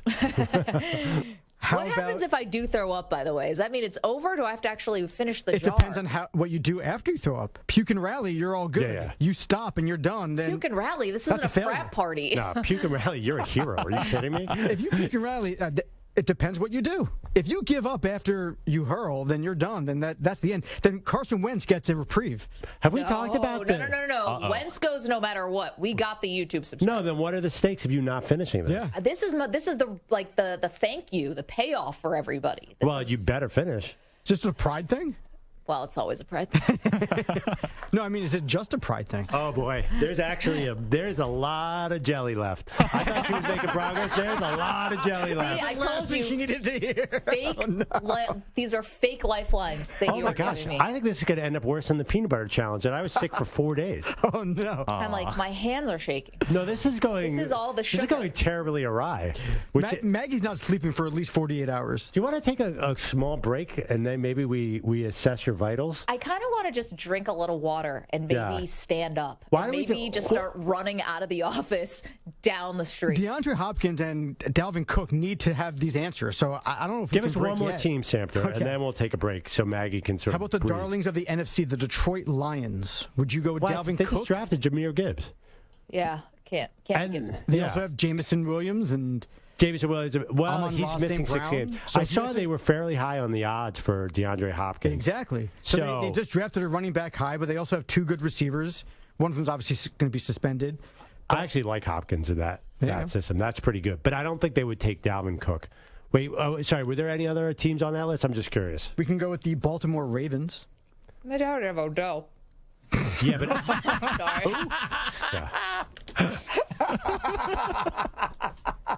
Chiming in. So probably not Hopkins, but they can always use more weapons. But that's Dobbins. They just drafted a running back. Bring 2 in years Hopkins. Ago. Huh? Bring in Hopkins for sure. The more people you have around Lamar, because listen, if you're a Baltimore Ravens skill position player, your odds of getting through the season healthy are slim. So I would, especially Odell is coming off injury, so I would definitely bring him in. Should we get? By the way, honestly, Well, real talk here, that man. was just Real like a talk really here. big bite there. Can we get some makeup? You look green. Please don't tell me I need makeup. That's mean. No, I mean like her coloration. Don't tell me right now. Don't make me self-conscious about how I look. This is what. There's something way off in your color right now. I'm a little worried. I mean, this is what all this sugar does. Ooh. Like my hands are shaking. I think your body is going to have to deal with this poison. Why don't we take a quick break? Because I think we. We're going to keep the YouTube channel up, though. You'll be able to watch during the break. Don't worry. We're not going to tune away. Yeah, and please hit subscribe.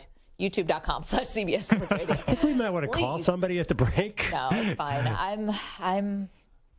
I just need a little water. It's not fine. It's not fine. It's really not fine. No, Let's take a break. We'll be right back on Maggie and Perloff.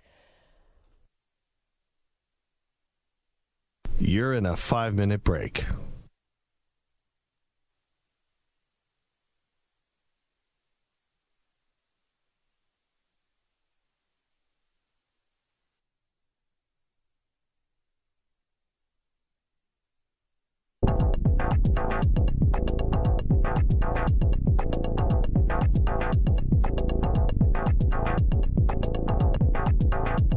4 minutes, 30 seconds remaining.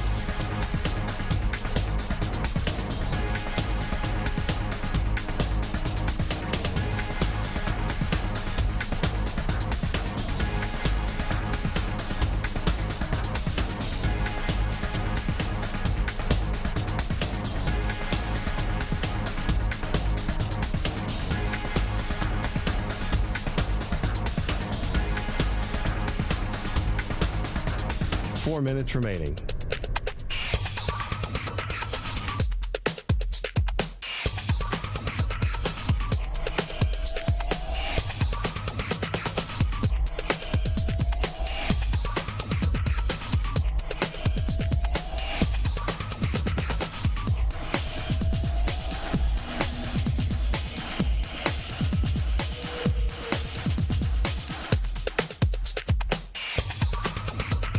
Three minutes, 30 seconds remaining.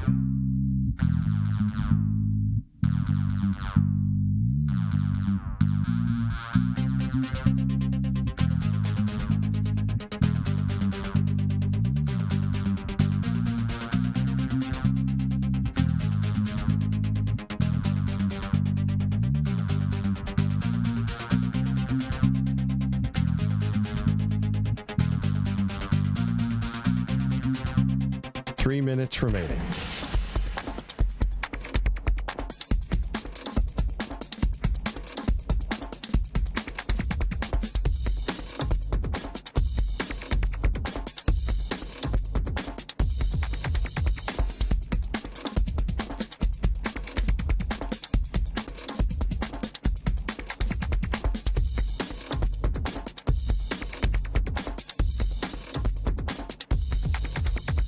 Two minutes, 30 seconds remaining.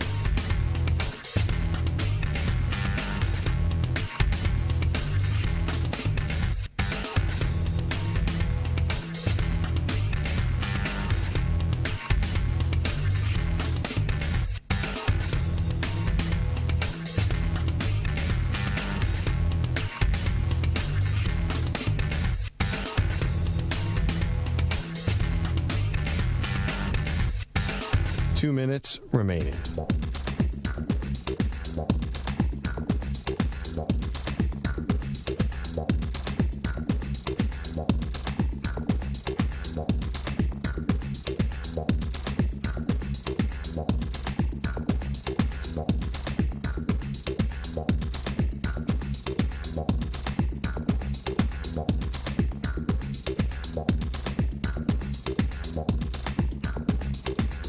One minute, 30 seconds remaining.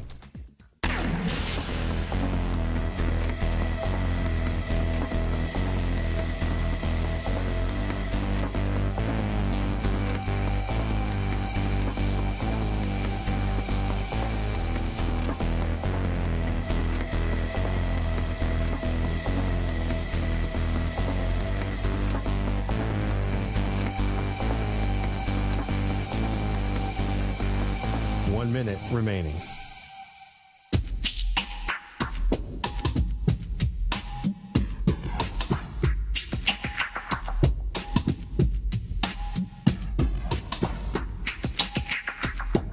Forty-five seconds remaining.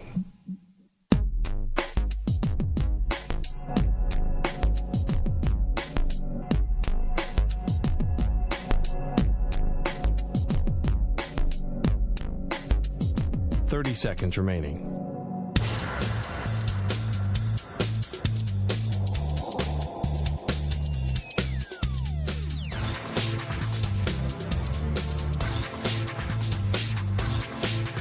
Fifteen seconds.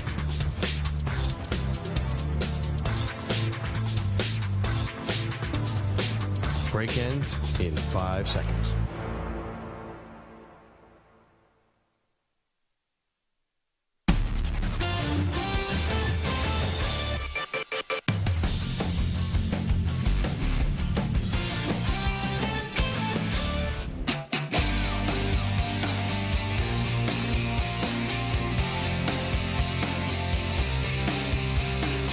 Time to Ask the Pros, where you, the listener, gets to ask us a question, brought to you by O'Reilly Auto Parts. Simply tweet your question at CBS Sports Radio or at Maggie and Pearl using the hashtag #AskThePros. Be listening later in the show when we might answer your question. Think O'Reilly Auto Parts for all your car care needs. Get guaranteed low prices and excellent customer service from the professional parts people at O'Reilly Auto Parts. Hey, oh my gosh, there's important.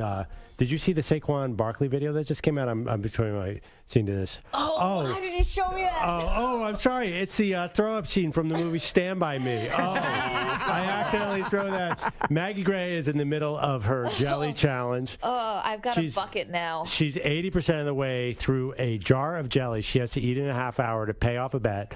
And I have to tell you, it's not going well. I mean, it's going well for us, the audience, because this is... I went from concern to enjoying this. I think she's going to survive, but this is getting ugly. You look terrible. I feel awful. No, I mean, you look great, but you look like you're feeling it. Don't lie to me. I look terrible. I feel terrible. Rude dogs in the chat. If you want to watch this, youtube.com/CBS Sports Radio. If Maggie vomits or passes out, I'm going to feel partially responsible for this. Nobody is responsible for this except for me. We asked you to subscribe to the channel. You did it. Everyone, the Weedos, the Purple Drinkers, the loyal Maggie and Perloff fans, you guys far surpassed the goal that we set. Don't show that to me. Not the vomit scene again. Stop. This is amazing. It's a pie eating contest in Stand By Me where they're projectile vomiting.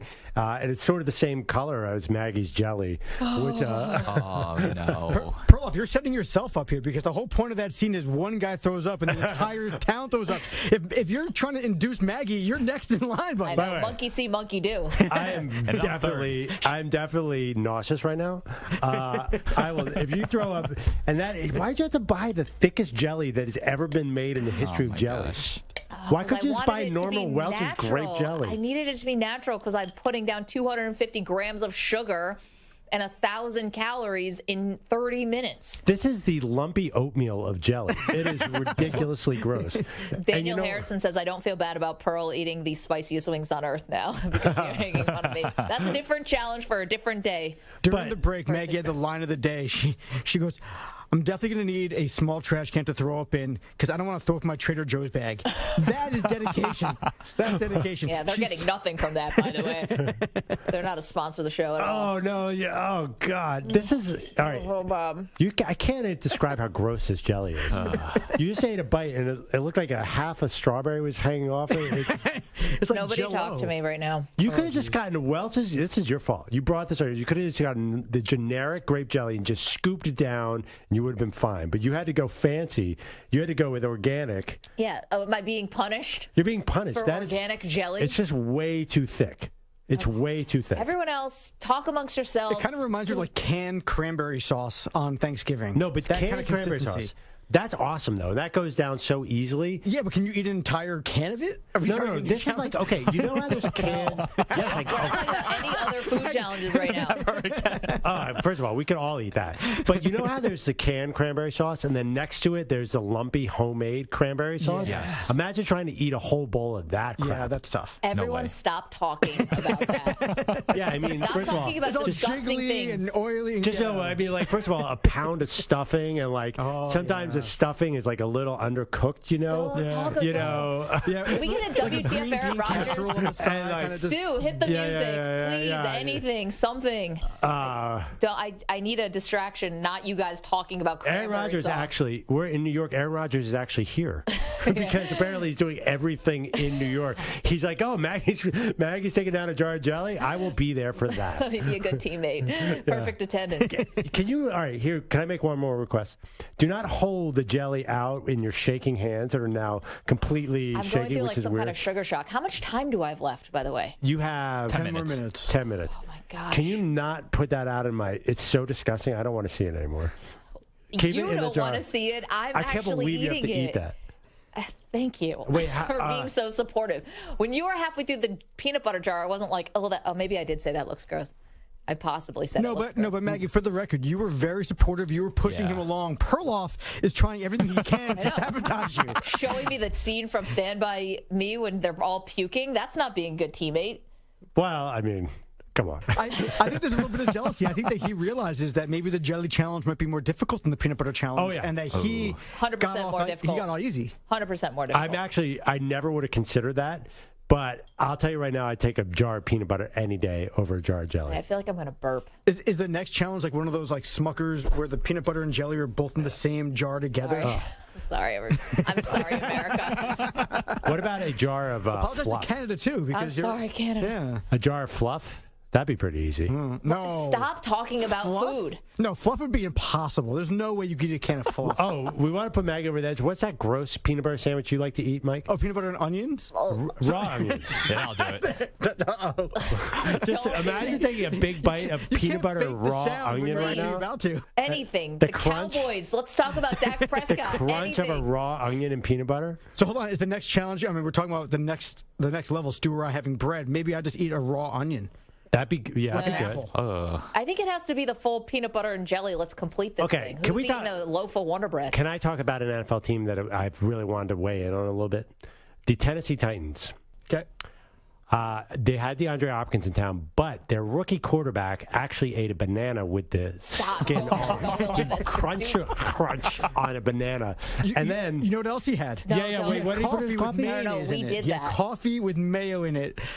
And that was not long after we did the hot dog straw challenge. The hot dog straw challenge may have been worse than the mayo and coffee. Oh, man. Yeah. I think we're sending her over the edge. Yeah. What's wrong with us? Why are we so unsupportive people? Stop talking about it. If you're in the chat, youtube.com/CBS Sports Radio, please, for all things holy, please hit subscribe. What do you think that Don't sounds- let this be for nothing. What do you think it sounds like when you crunch on a banana through the crunch? All right, how much time do I have left? 7 You have minutes. 7 minutes. Okay. She's slowing down considerably. For anybody who's not watching on the stream, if you're just listening, Maggie, she got off really fast, and it looked like she was just cruising to the finish line. You and then have to do that. yes, but you've hit a brick wall. But also, these strawberries are really, so thick. I'm really close to the edge, though. You don't have to. These strawberries I'm are close so to thick. the end. Oh. Look, I'm almost there. I'd say we have 3 massive bites left. I think You I might can do wanna- this. I think you're right. I think I can do this in 3 more massive bites. Okay. And they do not look appetizing. How is hold on a second. Talk for Perloff is looking to inspect her the heart is jar. beating rapid heartbeat. Check my pulse. Yeah. I was like, she's shaking a little bit, and everything seems like her whole body seems a little bit off. See, I just want to Alan's make sure. in the chat saying, "Go Maggie, go." Thank you, Alan. Alan, you're no fun. I don't think I'm ever going to eat a strawberry ever again. Oh, no. This is it. This was it for any strawberry ever. I'm not buying it. It's the same thing that everyone says, like, I'm not drinking ever again. Like, Yeah. you'll get over it. I went 3 weeks without eating a peanut butter again. I said I'd go for So, how do you feel? Awful. I feel like I'm going to puke You know why? because I am. Because you are. Oh, no. And Maggie, just word of advice: don't fake the vomit sound unless, like, if you're this close to it. Yeah. Once you fake the sound, Yeah. it's like a By the way, foregone conclusion. I think we're going to need a second bucket. Because if she throws up, I've been looking at this disgusting grape jelly, strawberry jam. Oh, God, yeah, we're going to need a second bucket. I can't even look at her now. She's breathing through her nose right now. That's heavy breathing.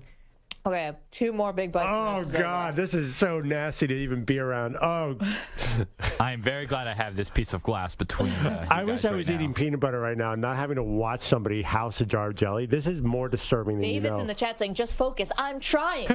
Everyone keeps talking about there better not be anything in there that's like gross looking garbage. No, that's like someone's lunch or something in there.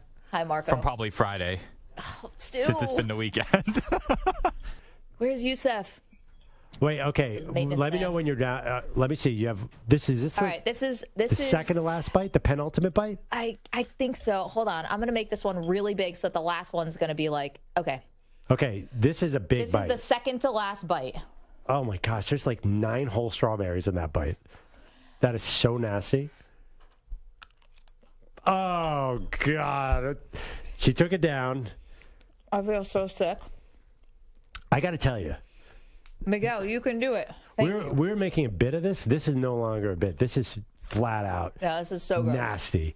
This is this strawberry jam or fruit. What is it called? Fruit spread? Yeah.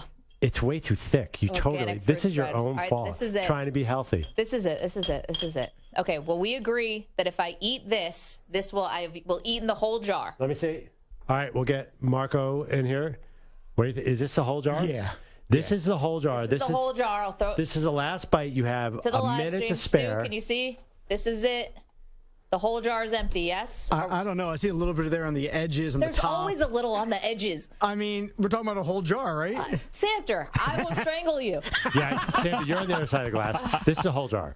Trust me. If she has to start digging in there. Look, and it's like, I hate everyone. Myself the most. All right, this is it.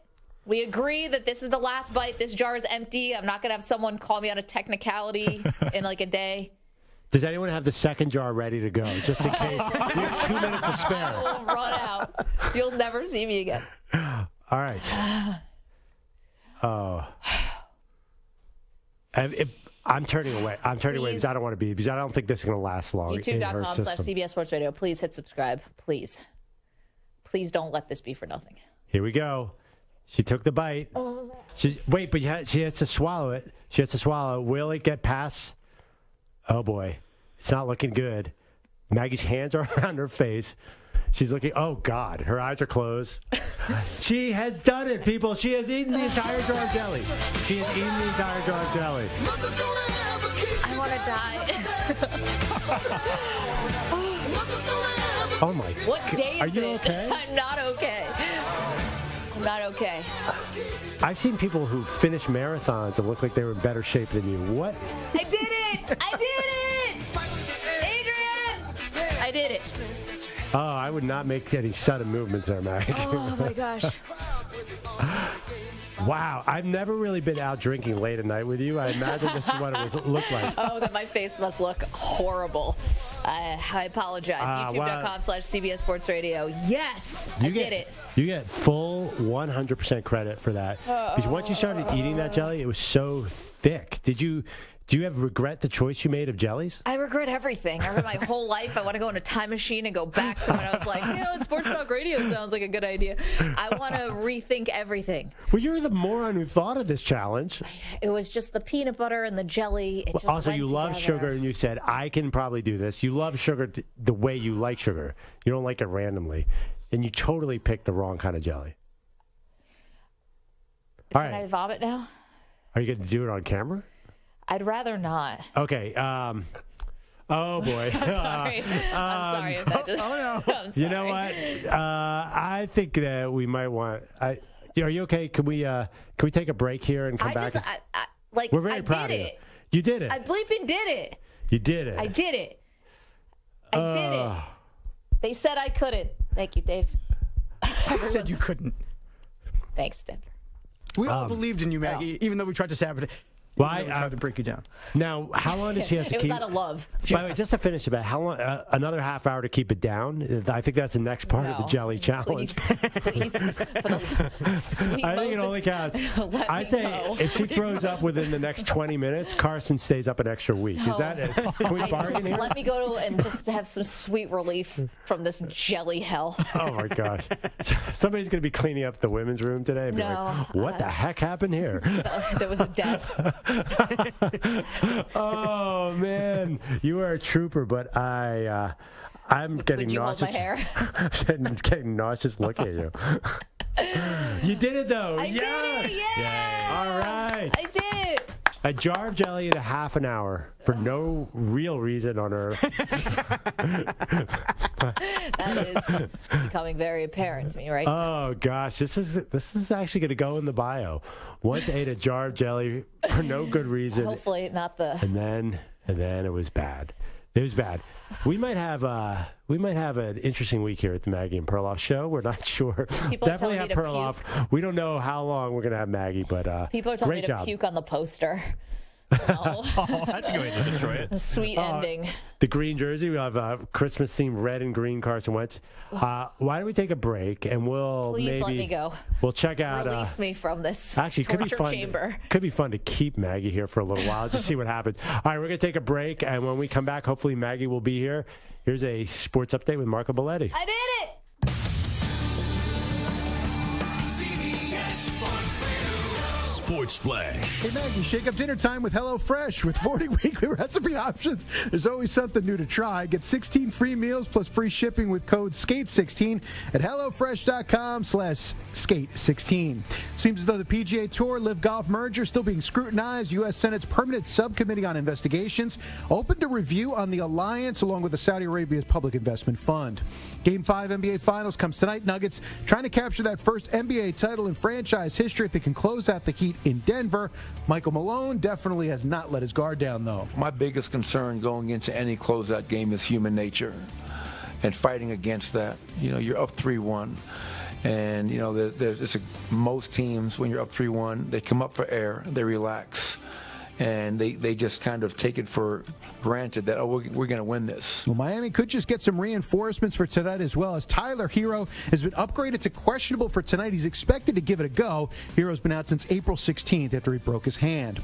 And Fred VanVleet expected to decline his $22.8 million option with the Raptors. Makes him a free agent, 29-year-old coming off a year where he averaged over 19 points a game. I'm Marco Belletti. This is Jim Rome. Have a strong take? Then I want to hear from you. Weekdays from 12 to 3 Eastern, right here on CBS Sports Radio. CBS Sports Radio.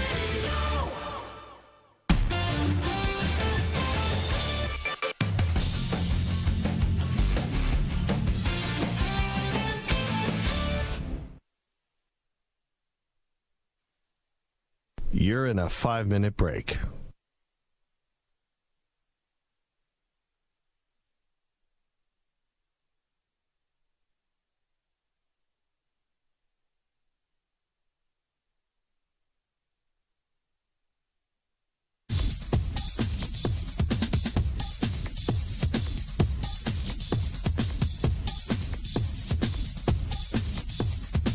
Four minutes, 30 seconds remaining.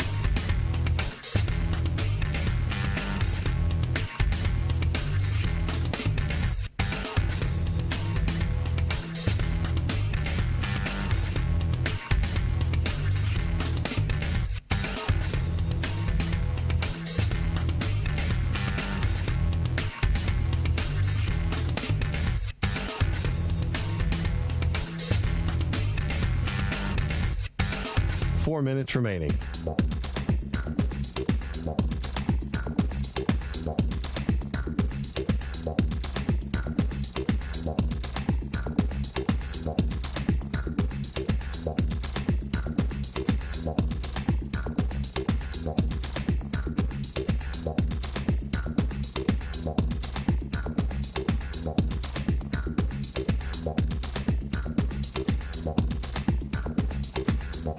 Three minutes, 30 seconds remaining.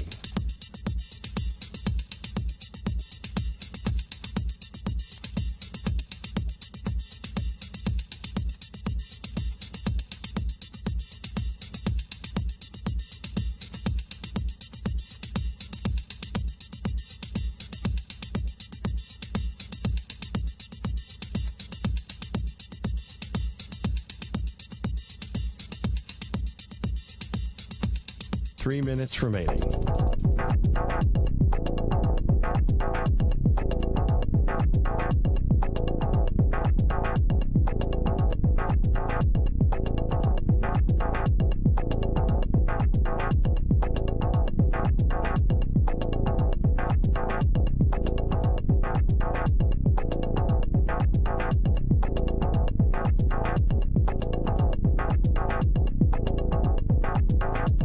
Two minutes, 30 seconds remaining.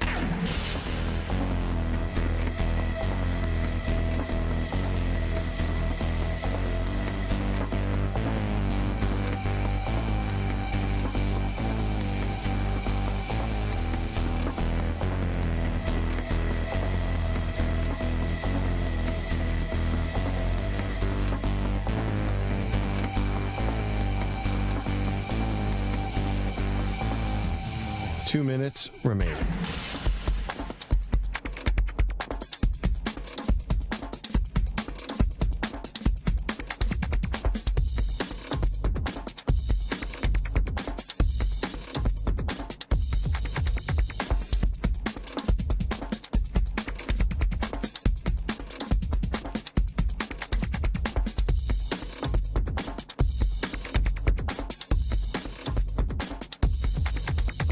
1 minute, 30 seconds remaining.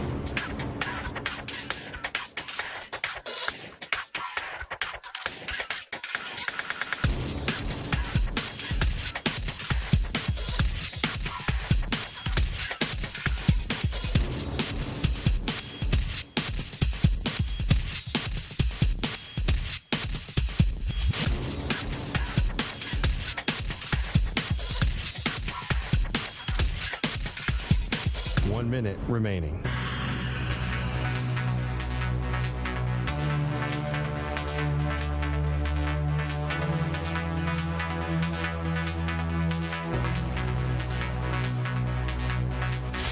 Five seconds remaining.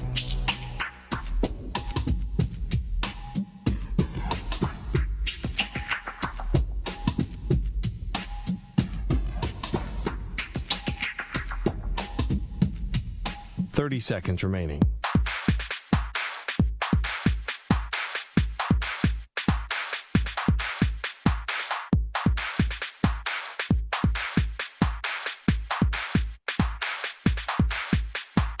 Seconds.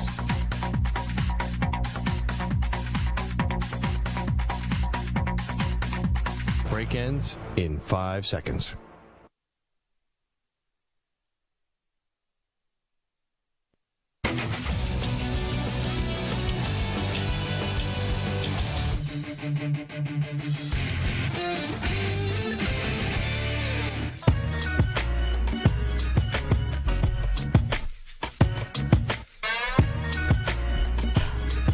The jelly is gone. I'm alive. I just went into the ladies' room, and I have less jelly now in me than I did before, but not a lot. I'm still feeling the effects, but yeah. So you threw up? I did. I just threw up. But I'm happy that I did the jelly. I did the challenge. I ate 17 ounces of jelly, and I never have to do that again. And that is the best feeling in the world. It's also the worst feeling in the world because my stomach is just in shambles right now. Yeah. I never want to see a strawberry. I never want to smell a strawberry. You're right. This is like when you get sick from drinking too much whatever, and then you vow it, you swear it off. I am swearing off all strawberry products for the rest of my life. And this is all because of a Carson Wentz poster. Is there anybody, Perloff, that you hate enough that you would put your body through this? No, not even close. By the way, Maggie, you're not shaking anymore, which I like. But the funny thing is, Carson Wentz has ruined many teams that he was on. You know, he ruined, he tore apart the Eagles locker room. He kind of sunk the Colts, did nothing for the Commanders, and now he's playing havoc with the Maggie and Perloff show. You're right, Mike. Carson Wentz's damage continues. This guy's a trail of destruction, which is why we needed to get his poster out of the studio, and that's how this whole thing started. Yeah, but you're just letting him cause more damage with these challenges. So he's going to be gone.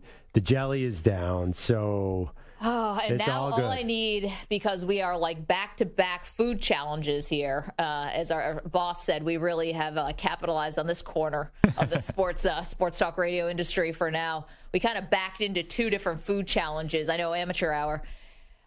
Really need the Nuggets to win tonight. Really need the Nuggets in 5. Because I don't want to be eating any spicy chicken wings. So I really want them. I want the Heat to win. Because the more people that are with me that having to eat the spicy wings, if they get to 7 games somehow, then we all have to eat spicy wings, including Stu and Samter. Yeah. So I feel the misery loves company option. I feel like people who don't have to eat spicy wings are going to tell other people, make it really dangerous. But for me, if everybody's in it, I think that we'll be safer because I'm a little nervous. Because I look at you right now, and I do not want to be shaking and green on national TV. Well, the whole idea of the misery loves company thing. So I am feeling hurt right now. My stomach, my body, mind, soul, everything is a little bit drenched in strawberry and bruised. I'm not the only one who's feeling a little pain over the weekend. Broadcasting legend John Sterling in the booth calling Yankees Red Sox, hit with a foul ball. And now the 3-2 swung on, a pop foul back here. Ow! Ow! Ow! It really hit me. I didn't know it was coming back that far. Poor John. I know John. He is such a gentleman, super nice guy.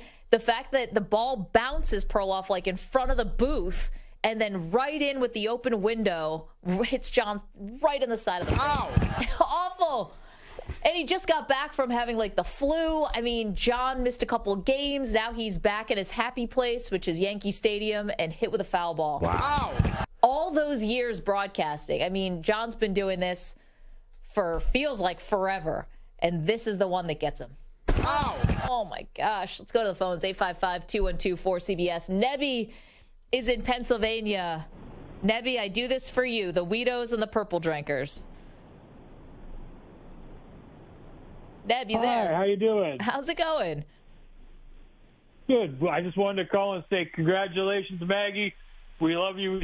We support you. You're our queen. Perloff and Samter should be cut from the team for toxic environment. Thank you, Nebby. Appreciate that. We'll see you in the chat. YouTube.com/CBS Sports Radio. The only thing that was toxic was the jelly's effect on Maggie's liver. I don't think me and Samter, we were encouraging you.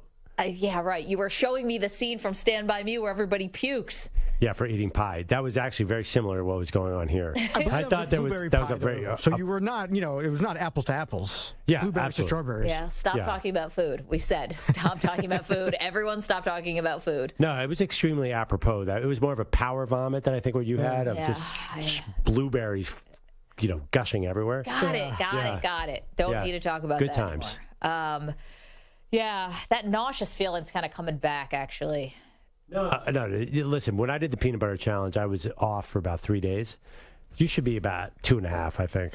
I think you just missed it. Maggie just looked off into space for the last 5 or 6 seconds. I think she just spaced out. I think I was doing the calculus. I'm like, I did a quick calculus in my mind. I'm like, if I puke on the live stream, is that it for my career? Is that it? Wait, you did a pizza challenge before, and didn't you puke? I did. There was no video.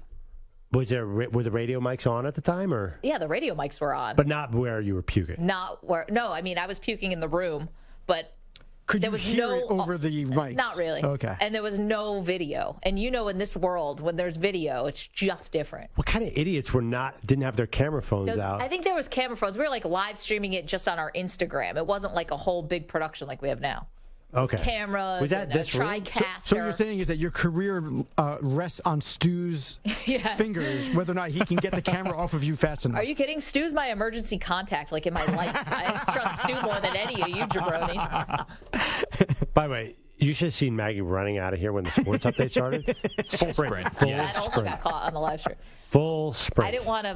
What was I going to mosey? I'm not going to Well, I mean, you did miss an opportunity because if you had thrown up right here, that thick strawberry color, I definitely would have thrown up right behind you. See, now it makes me wish I had just yeah. No. Mike thought I was doing a bit when I said no. I was seriously nauseous, and you can understand why, right? I mean, that stuff was nasty. Yeah, it was. I think the bottom line is just nobody should do this. It's not meant to be done. Well, I jelly's supposed to last weeks and weeks and weeks. I hear what you're saying. I think there were some mistakes here. Now, I understand your husband bought the jelly, right? He brought home several jellies. I told him to get everything. I think you screwed up. I think you picked the wrong kind of jelly. In fact, I think if you try it again with a more commercial kind of jelly. I'm not trying it Don't again. Go organic. Go old school, nothing but preservatives and weird sugars in there and fructose. I don't want to talk about it. You would have been much better off. Even you just saying fructose is making me want to puke a little bit in my mouth. Yuck. What we could do for the next challenge? Maybe you could eat, those little packets of jelly? Wait a minute. Those I'm not eating anything. The jelly challenge is over. This is it. This is today only. All right, so it's time for us to move on and talk about the wings. Let's really get deep and dive into the different kinds of nuggets, the style, how should they be hot, cold, sauces, what kind of sauce? Do we do B-dubs? Do we find another place? I don't want to talk about Smothered the chicken in sauce? today. Do we dip it into the sauce? I don't want to Fork talk about and knife, that or you have to use your fingers? I mean, let's get really deep into eating these nuggets. Yeah, I mean, listen.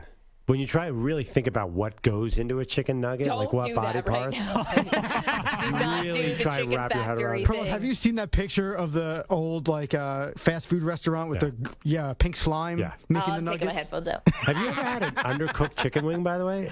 Oh. Oh, no. Oh, dear. Perloff, you still have to sit in the studio with me for over another hour. Of all people, you should be like bringing me water and like a hot wet towel or something. I love when you go, will you hold my hair back? I'm like, I didn't know we had that kind of relationship. What are we, besties? I was at a festival this weekend. Yeah. Luckily, didn't come to that. Yeah. Okay. We have real sports we can talk about here. There's also jelly on my rundown. Oh, God. It looks like blood. That sounds like a euphemism or something. No, I wish it was a euphemism or something. It's not. Anything. What are we talking about? The finals. Somebody. Oh, let's talk about fashion icon Tyler Hero coming back tonight. Okay. Question for you. Is this a smart move by Eric Spoelstra, or is this a sign of total desperation to bring a dude who hasn't played in a month off? And by the way, unless he grows to 7'1" and can cover Jokic, I don't know what the heck he's going to do. Help me out here. I don't know. I think this is asking a lot for a guy who hasn't played since the first round of the playoffs and is coming back from a broken hand, especially when he's a shooter. It's not even like, all right, maybe he can bully his way to the rim a little bit and get some. I just feel like I'm going to puke still. I'm sorry. I think it's a little too late here, unfortunately, for Miami. No, it'd be so annoying, though. If Tyler Hero came back, say he scores 20 tonight, they win, and he scores 28 the next game and 32, and he leads the Heat back. It'd be unlikely. It'd be unlikely, but can you imagine the hero worship for Tyler Hero and how annoying that would be? I mean, he's already big. I know was that like a dad joke thing? No, it wasn't meant to be. It came out that way.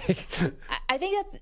Listen, I know that he was their second leading scorer, right, for most of the year, and it's not nothing that you lost him. But to ask him to come back and to think that now it's going to turn something around, where honestly, like it's not that the other 3-point shooters like haven't had good looks or good opportunities.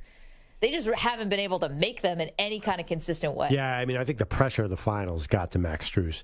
Yeah. Well, I wonder, and I kind of doubt it. Maybe Tyler Hero can stay in front of Jamal Murray a little better, so they won't have to switch every time and cause all those problems. Can we listen to a little of Jimmy Butler, Stu, about where their confidence level is heading into Game 5? It is at an all-time high, just because it always has been all year. It always will be. The belief that we have in one another, it stems from the amount of time that we spend with one another and how we actually enjoy being around one another. I mean, Jimmy Butler may think that. I don't see how your confidence can be at an all-time high when in Game 4 you had a golden opportunity. And I'll just say it. The refs handed you a golden opportunity where there were some questionable calls that went the Heat's way, got Jokic on the bench in crucial moments, and the Heat could not cut into the deficit. I believe they were trailing by 9 when Jokic went to the bench, and it didn't change. They could not get closer with the two-time MVP on the bench, and that has to shatter your confidence or rattle you a little bit. Yeah, and the funny thing is, as I told you, it was not a good Joker game. It was not a good Murray game at first. Those guys were exhausted. Like, Joker was coming up short, finally missed a shot. I hadn't seen it all series, so it was their chance. Aaron Gordon, that one play where Aaron Gordon caught the ball in midair and sort of did a 360 layup off a Joker pass. Wait, where has that Aaron Gordon been? He was unbelievable. He was the best player on the court by a long stretch. So when you have a guy like Aaron Gordon who's going to come up and kill you, the Heat have no chance. So it was very depressing for Heat fans. YouTube.com/CBS Sports Radio is where you can watch the show /aftermath of me eating an entire jar of jelly. Righteous Brother in the chat just discovered the show. I like it. You picked a weird day. This is an odd day to be like, I wonder what the Maggie and Perloff show is all about. It's like, why does she look so green? But he is a righteous brother. So. There you go. Maggie and Perloff. All right, the sugar is settling into my bloodstream. Coming up, the one thing that's being overlooked about the Nuggets, we do also have an Aaron Rodgers update for you as well. Don't move. Maggie, Perloff, and you, and an empty jar of jelly. CBS Sports Radio.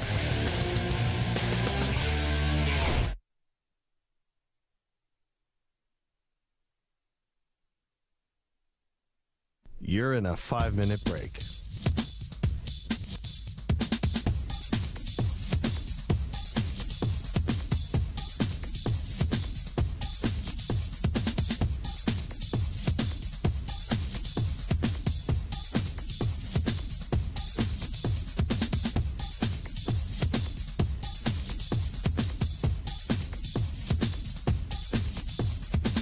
4 minutes, 30 seconds remaining.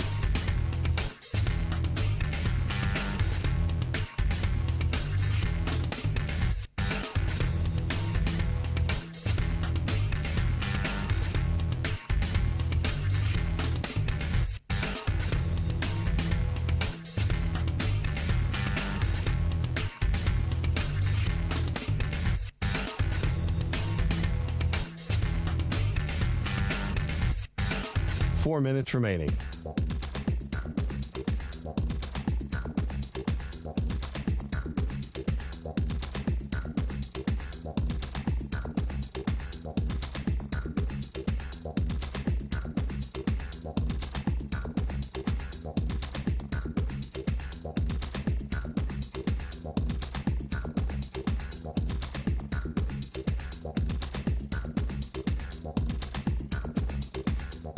Three minutes, 30 seconds remaining.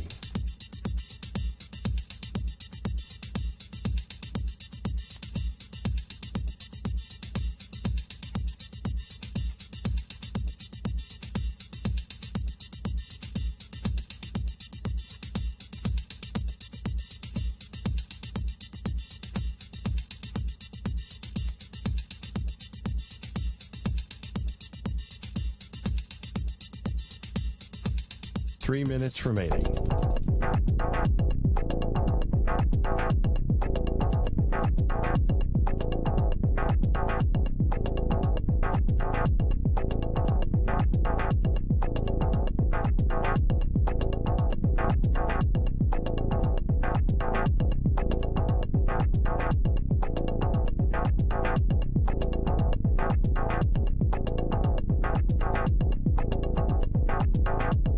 Two minutes, 30 seconds remaining.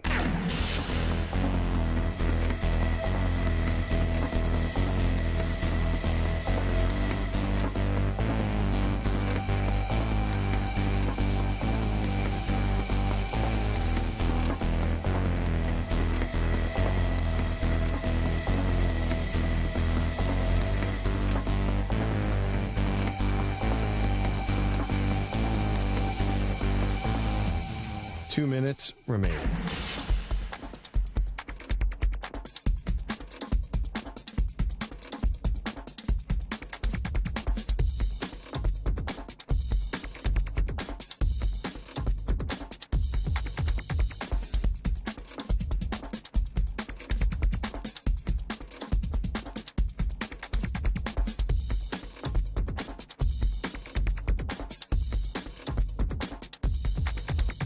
One minute, 30 seconds remaining.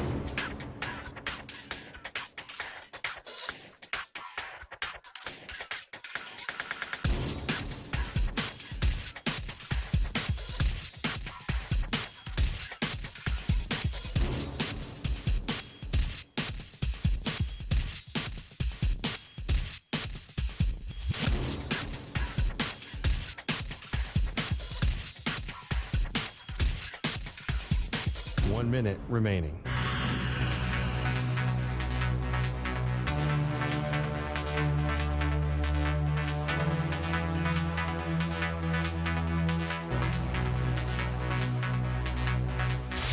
Five seconds remaining.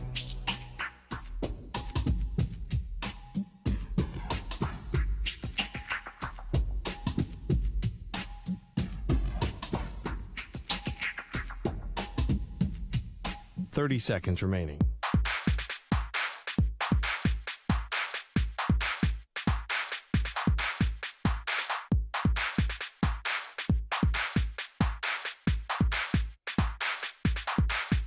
Fifteen seconds.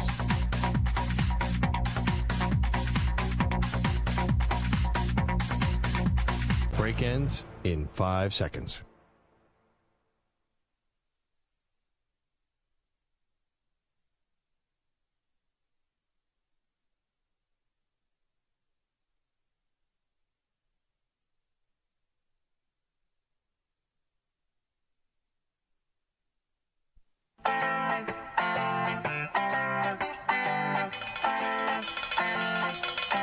If you're just joining us, Perloff is putting the finishing touches on 16 ounces of peanut butter. The man is a legend. Got the closer spoon, and Andrew Perloff, like Usain Bolt, cruising to the finish line. Last bite. I flew way too close to the sun. Now I'm about to throw up all over the sun. Something feels wrong. Yeah. Something looks wrong. Yeah. I don't feel well. I'm glad I got through the first jar. That second jar was the biggest mistake of my entire life. Yeah. I was doing so good. It took years off your life. Thank you, Ack, for correcting his grammar. Ack, honestly, I can choose which way to throw up. I'm definitely going your direction. So stop talking. They are Maggie and Perloff on CBS Sports Radio. Peanut butter down, jelly down. This is just a show of warriors. I'm starting to feel very proud of myself for eating 17 ounces of jelly. I've done it. Perloff did peanut butter in March. I just did jelly today, and now we can. What do you have with you? So I was in the kitchen to see if I could find anything more. I couldn't find jelly, but they do have these packets of maple syrup. Oh, you want get that away from me. Down some of that. What are you doing? This giant packet of maple syrup. I don't know why it's in our pantry, but there's. I'm still in the Does anyone have any more jelly? No. And if you ever bring jelly in the studio again, I'm going to take you out with a bow and arrow. But you love sugar. Are you down on sugar at all?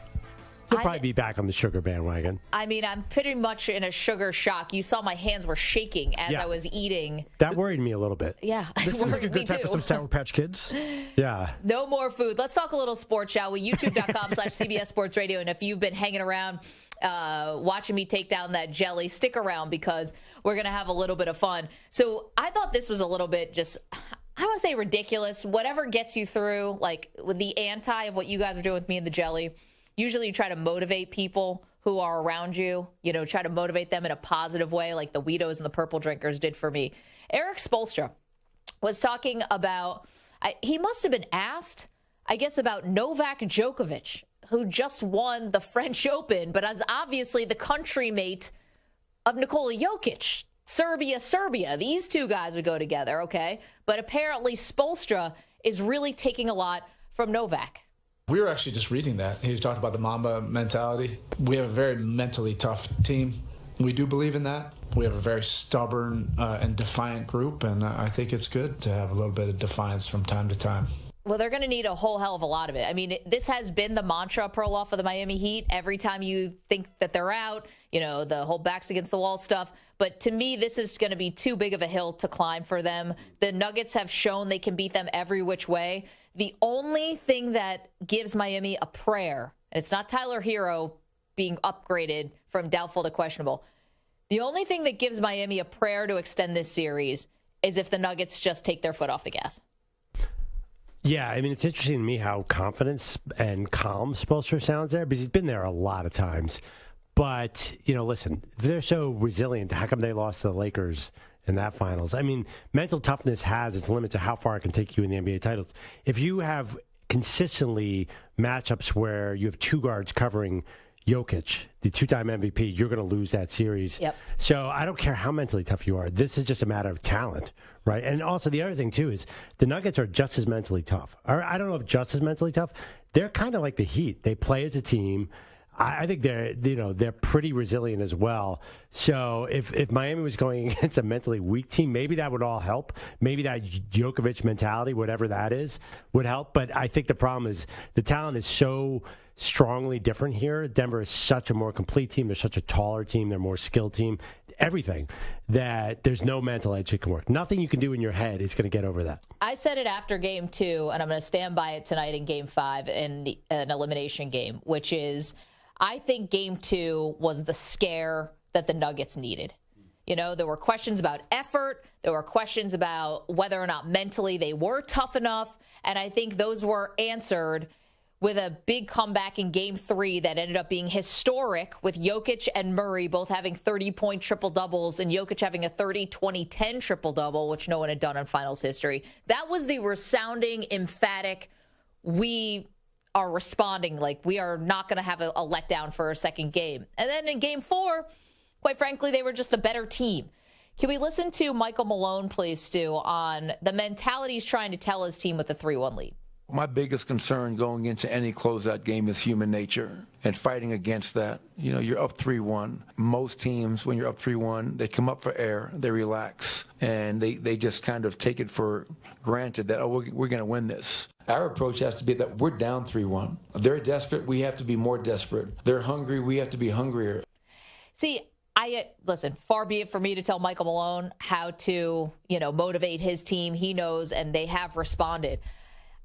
I don't know if at this stage, do you tell the team, we're up 3-1, you got to play like we're down 3-1. I think you say, we're up 3-1, we're going to play game 5 like we're the dominant, best team in the NBA. Not like we're down 3-1. We're going to play like we're going to be the ones who are stepping on their necks, and we're going to be the ones to impose our will in our home court. Obviously, he knows what works better for his team, but I lean into the dominance. I don't say, oh, no, Jedi mind trick yourself to think you're actually down 3-1, not up 3-1. What's the downside of thinking you're down 3-1? Well, I'm just saying, don't you want to put on, maybe project a little confidence here? Like, we're the better team. We've shown we're the better team. Let's just finish this thing off right now. You're better than Miami. I think the reason is because in Game 2, they clearly thought they were the better team, and they were shocked when Miami came out and hit a bunch of shots on them. Now, this series is totally lopsided, but I think if Caleb Martin and Max Strus had hit their threes, they could have easily won Game 4 and we'd be 2-2. Yep. And then you might have a real series. So I do think, actually, I like what he's doing a little more than your plan. Say, hey, we're dominant. We're going to beat up these guys because they know that already, right? I mean, listen, they have to look at the Miami Heat and know they're the better team. Do you think there's any part of them that believes they're not the better team? So the question is, hey, are they going to get their energy up to match Miami? 855-212-4CBS, 855-212-4227. All right. This was a funny one from Charles Barkley. Speaking of basketball players, can we just get to it? Now, he's talking about Jack Eichel because on the Stanley Cup final side, Vegas is up 3-1 against Florida. So here was Barkley on Sportsnet Canada telling a story about seeing Jack Eichel in the hotel lobby. So yesterday I was at the hotel. I walked up to Jack Eichel and said how great he was. I think he had zero idea who I was. I did. He was at the hotel. We sat in the same hotel. I said, hey, Mr. Eichel, it's an honor. You're a great player. But he looked at me like, who the hell are you? It was pretty funny. Is there anyone in this country who doesn't know Charles Barkley? My mom knows who Charles Barkley is. It's amazing to me. And Charles Barkley is not a small guy, so you immediately must know he's a basketball player. He's huge. Well, it's not even, okay, obviously Jack Eichel wouldn't have seen Barkley play basketball. Jack Eichel was probably born in like 1999 or something, or even maybe 2000. But as the broadcaster for all these years, and Jack Eichel is not, he's from Boston. You can't even say, oh, he's from Siberia. They just don't get TNT there. Maybe Charles was wrong and Jack was just nervous and acted like he didn't know who he was, or he's just one of those really polite hockey players. It just seems unusual that he wouldn't know. Although there are a lot of athletes who don't watch sports. I get that. But you're right. Charles is such a cultural figure, and he's so unique looking. There's nobody who looks like Charles Barkley. It's like, oh, that you know how you walk around the street, you say, oh, that guy looks like so and so. I've never had a Barkley look like in my entire life. No, I mean, first you'd have to be like 6'9". Even that commercial with the old Barkley and the young Barkley, young Barkley doesn't look a thing like the old Barkley. Still so creepy. Yeah, it doesn't even look like Barkley. Nobody looks like Barkley. I ran into Barkley most recently 2 years ago. Yeah. He's huge. I mean, he's not 6'9". He's really like 6'4". Okay. He's gigantic. Like his size. Even he wasn't out of shape. He's just like two people in one person. There's no way. He's an athlete. So I think Jack was just nervous, right? I mean, hockey players aren't that out of it, are they? Maybe. 855-212-4CBS, 855-212-4227. People in the chat saw me during the break asking, am I actually eating something? Yes. After putting down 17 ounces of strawberry jelly, I have been eating pretzels. And I got to say, I feel so much better. I may regret that statement, and maybe there's more puke in my future, but I don't think so. I think the pretzels have now calmed things down. No, I think that's good to settle your stomach. Yeah. Yeah, no, it wasn't good before. You looked awful. Now you look normal again. I'm like looking somewhat semi-normal now. Yeah, I mean, how much do you kind of went light on lunch, right? I assume. Yeah, I did. Smart move there. No, I think also your body, to absorb some of the sugar, maybe you'll shake less to have a little actual normal calories in there. Maybe go home, eat a gigantic dinner tonight. Ugh. Maybe I don't know if I'm ready for that. maybe prime rib, a bloody piece of prime rib. No, it's coming back again. Don't do that. Yeah. What's you? Because somebody help me out here with some gross foods. We got to get back to making Maggie nauseous. She's so much more fun that way. It'd be really good, like some chopped liver on like a cracker. Stop. Like a foie gras, maybe. Don't need any of that. I'd be curious if there's anyone out there who still is holding out hope that the Heat, I would say you just make this a series. At this point, to think they're going to come back from 3-1 to win would really be a pipe dream and a long shot. And then the one part of this that I already can tell I don't like is when people say, and I know Perloff, I'm not going to say people, when you have said, well, they beat Miami, that wasn't a great opponent, so therefore we denigrate the achievement by the Nuggets, and we say, oh, it didn't mean as much because you beat a weak finals opponent. Well, you say that, and what if they had beaten LeBron's full-strength, I don't know, Cavs in 2015? Wouldn't that be a greater achievement than beating this Heat team? I think a champion's a champion. Like, you go through the route that you go through. I mean, I don't know, the fact does the Rams Super Bowl mean any less just because the Chiefs weren't the ones in the Super Bowl and it was Cincinnati in a game I don't think that went the way anyone thought it was going to go? No, you won the Super Bowl. Like, that's it. I hadn't thought of it until you just described it right there. Here, you're right. The Rams Super Bowl did mean less. Good point, Maggie. That's what I'm saying. You didn't think of it then, and you wouldn't think of it now. But the Super Bowl is different than NBA Finals. It just is. I don't know why. If you have to go through LeBron, prime LeBron, or go through prime Warriors dynasty, or go through KD on the Warriors, or go through, a great team, beat prime Shaq when he was with Kobe. That means something. The Spurs titles, they went through great teams, and I think LeBron went through some really good teams. Yeah, 73-win Warriors. And Jordan beat some amazing teams, too. I think it does make a difference. So yeah, I just don't. I think you can look at this and instead of saying, oh, Miami wasn't a great opponent, you can just say, wow, look how dominant the Nuggets were. Well, and we all know the Nuggets would have beaten anybody coming out of the Eastern Conference. But the East stinks right now. So, and by people being high on the East, we're out of their mind. The West, there are probably 7 or 8 teams in the West better than the Heat. I mean, maybe not. I mean, listen, certainly the Suns and the Lakers out-talent them. The Grizzlies are probably right there. The Suns out-talent them with, just right now, KD and Booker, and then a bunch of just other people. I mean, the Heat won 44 games, right? I know that there are a lot of reasons why, and they're an amazing playoff team. But listen, they would have had a lot of matchup problems with a lot of different teams because they're 4-2 guards and Bam Adebayo. And they needed all the calls in the world to even stay in that game the other night. So here's how we'll know how we treat this Nuggets team. I'll tell you exactly how.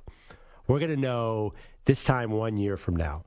If they go on to win another title, we will look back at this title as a cup. Do that. If they go on, if they lose in the second round to the Suns next year, it doesn't mean anything. No, we're going to judge this team based on the overall picture. They'll be the 2004 Detroit Pistons. Wait a minute. If they don't win another one. So if they win another one, then we'll look back and say, yeah, that was a legit, unbelievable team. But that's just how we work. Wait, but the Pistons got back to a second finals. Yeah, but that team stunk. That was not a good finals team. Okay, but see, again, we can't do this. It's not fair. No one says now about the Bucks, I guess they weren't a great finals team. They won that finals. Giannis is still great. You don't think the Bucks, the legacy of that Bucks team has been lessened by the fact that they haven't gotten back to the finals? Not yet. We still have a while to go here with Giannis in his prime. So no, I can't say that yet. It's just this is ultimate goalpost moving. You win a title, do it again. It's this is why guys get into ring chasing and then jump team to team, and nobody cares about what team they're on anymore. So, but you're saying every NBA title counts the same? I do, yeah. Well, technically, yes. You get the trophy. Yeah. They don't give out some asterisk trophy if you're. It's well, I guess we'll give it to you, even though you beat a team that was in the play-in tournament. You can name any final, and I can immediately asterisk it. But there just are some. Come on. If KD doesn't get hurt, does Kawhi win that title? Probably not. So does that mean anything? No, but they still went out and won it. Everyone remembers that KD and Clay both were hurt in that series. It's like a given. It's like already baked in. Yeah, I know, but that's what we're talking about. It's where not an the excuse. Nuggets. It's the story of the finals. But I'm just saying, like, the Nuggets are a good enough team that you want to talk about their legacy. You can see they have a 2-time MVP who's probably the best player in the game right now. So I think that's why it's important. Like, it's just one of the great all-time teams. I think time will tell, and it's kind of hard to tell against Heat. I want to see them with their backs against the wall in a 7-game series against a great team. I'm sorry, that's just sort of how you make a great all-time team. 855-212-4CBS. Quickly, let's get to Brian, who's in Illinois. Hey, Brian, how are you? I'm good, and you? We're doing great. What's on your mind? Well, it's a different sport, but you guys' conversation got me thinking about the Giants and Eli Manning Super Bowl runs. And, I've always said that his first one, I'm a Cowboys fan, so I don't even know why I'm thinking about Eli Manning right now. But yeah. But must be a tough day. His first Super Bowl run, everybody puts their mind on them beating the undefeated Patriots, which is amazing. But I think that route they took, that whole playoff run, was amazing because that year Dallas had a great team and they beat them at 13-3, Romo's Cabo Wabo vacation, and then we remember. Then you go and beat 12-4 Green Bay, which they had an amazing team as well that year. Beat them in Lambeau. Yeah, one in Lambeau. I guess it just depends on what kind of sport you're talking about and from year to year. But Brian, it's a good point. And sorry, the Giants actually won a Lambeau on both trips to the Super Bowl. Thank you so much. I think beating the undefeated Patriots team is probably what pushes Eli Manning to the Hall of Fame. It's remembered as an amazing run. And, listen, the 2007 Super Bowl, they were 10-6. The 2011 Super Bowl, they were 9-7. That's what was crazy about those Giants runs.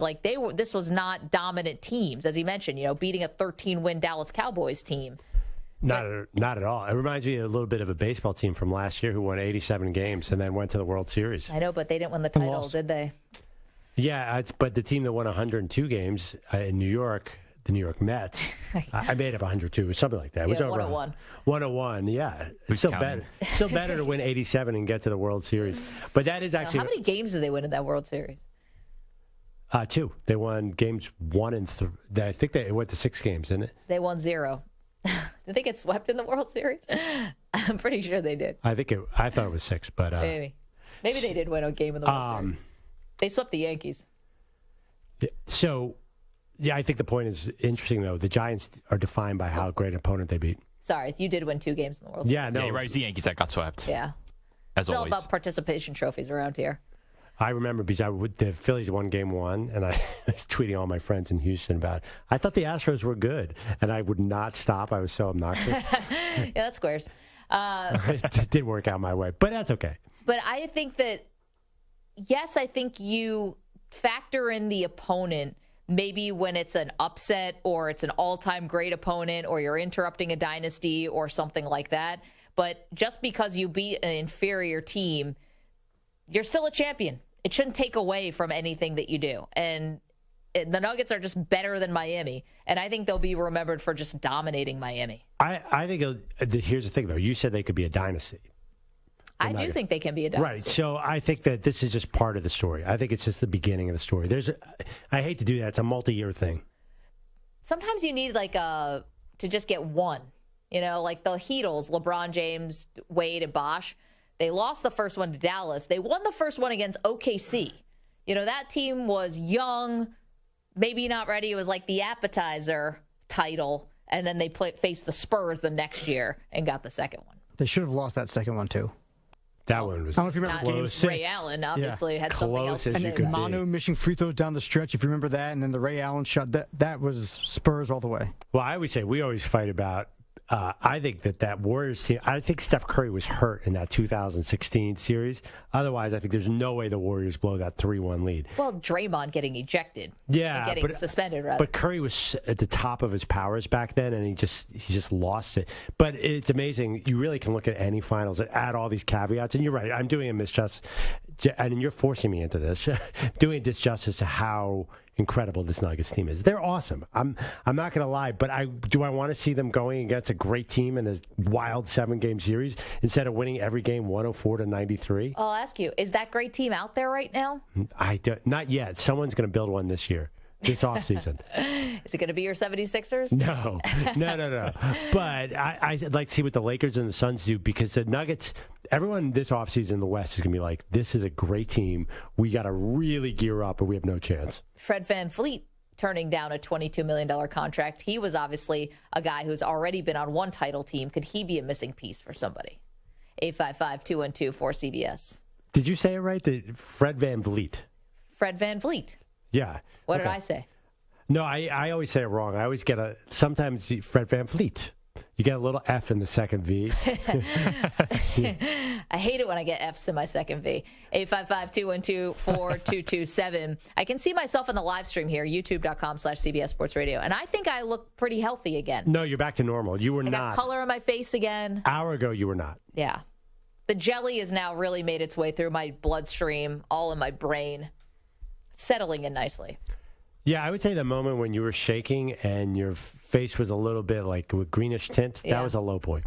Coming up, where was Aaron Rodgers this weekend and why is it important to you? We will tell you in just moments. It's Maggie and Perloff on CBS Sports Radio. We're also streaming on the absolutely free and crystal clear Odyssey app. We are on SiriusXM channel 158, youtube.com/CBS Sports Radio. You're in a 5-minute break.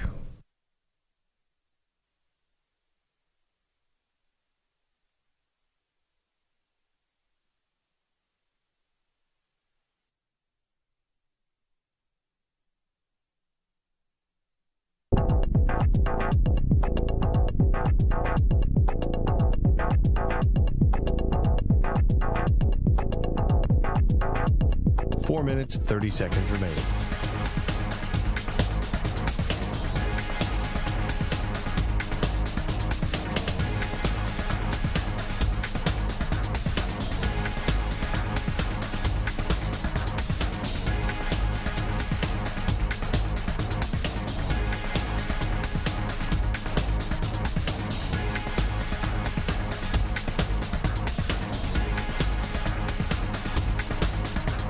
Four minutes remaining.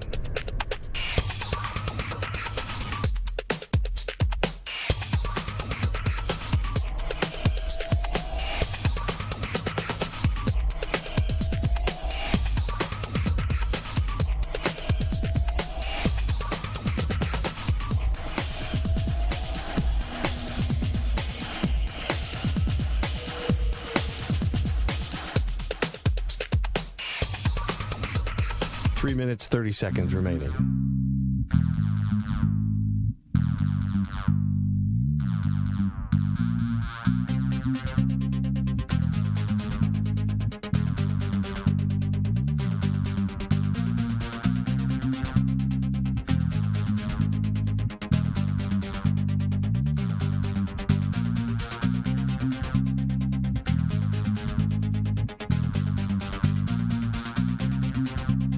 Three minutes remaining.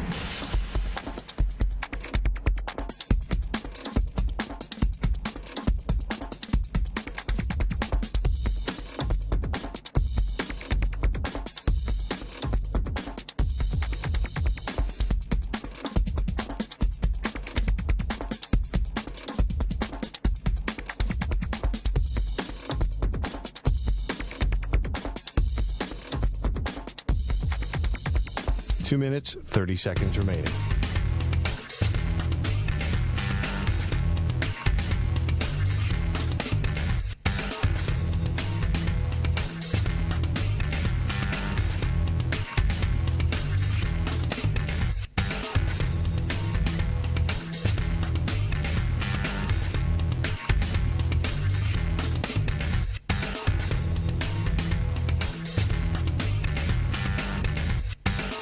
2 minutes remaining.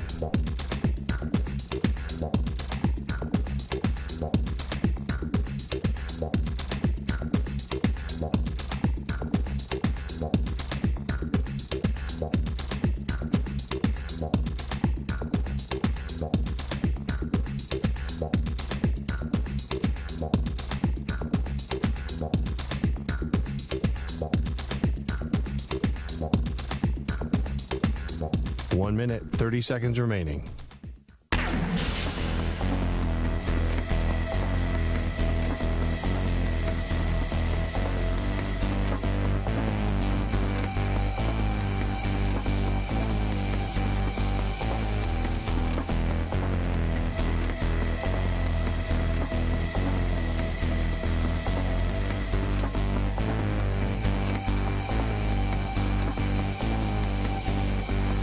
One minute remaining.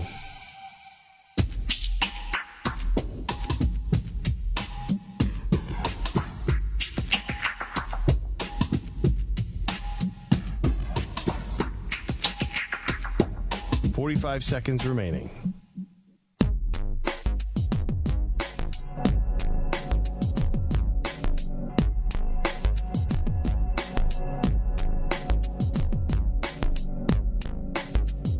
Thirty seconds remaining.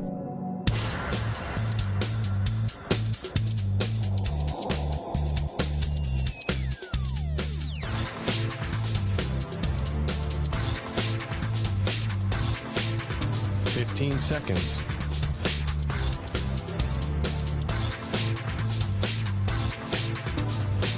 Break ends in 5 seconds.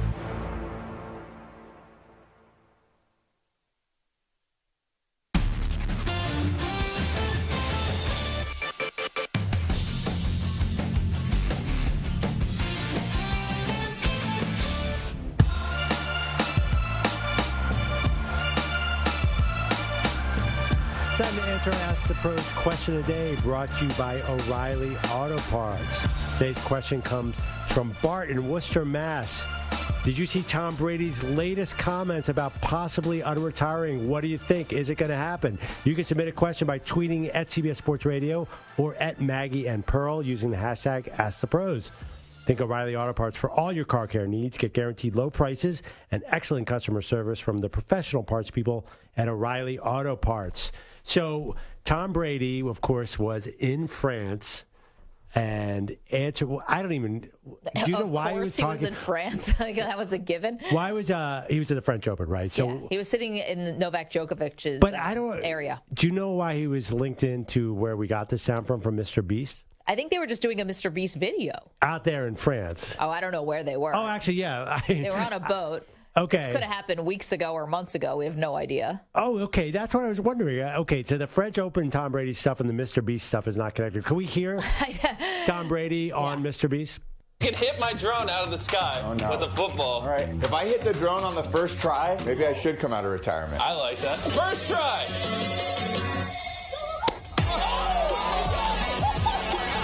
Nolan, put your sunscreen on.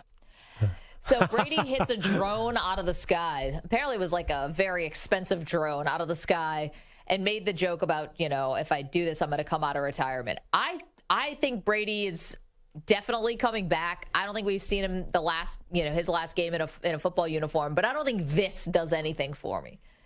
This isn't my evidence here. This is just him messing around. He's clearly trying to make up for lost time with his kids by putting them in a Mr. Beast video. Oh, yeah, the kids there too? Okay, well, you're right. Then this is way too laid back and silly.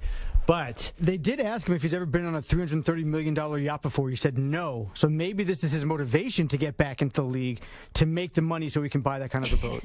Yeah, I mean, first of all, that's just got to be a straight-up lie, because the whole reason why the Miami Dolphins didn't have a first-round draft pick this year is because they were tampering with Brady, right? And didn't that all go down on a yacht, according to Brian Flores? But it might not have been a $330 million. I don't know what yachts go for. Maybe this yacht is nicer. I'm going to be honest. If you are on someone's yacht and you ask them how much did this cost, you should probably get thrown overboard. That's a good point. You can't ask someone how much does your yacht cost. You'll sound like a fool. I mean, for the record, the most expensive yacht in the world is Jeff Bezos' $500 million yacht. So I guess 330 is at the top of the arc. It's I just thought there was rowboat. a $1 billion yacht. I thought you said there was a $1 billion yacht. No, I know it was Bezos's. I thought it was $1 billion. It was only $500 million. I apologize. Wait, is this the one that got stuck? It was in the one canal? that almost got stuck in like Denmark or something. Yeah, Rotterdam or something. But they ended up being able to move it without the mast and having to take the bridge apart. So I think Brady, what he was doing here was trying to sort of deflate that story about him being on Stephen Ross's yacht by saying, no, I've never been on this fancy yacht before, because he got in so much trouble for being on the Dolphins owner's yacht when he was supposed to meet with Brian Flores. Wow.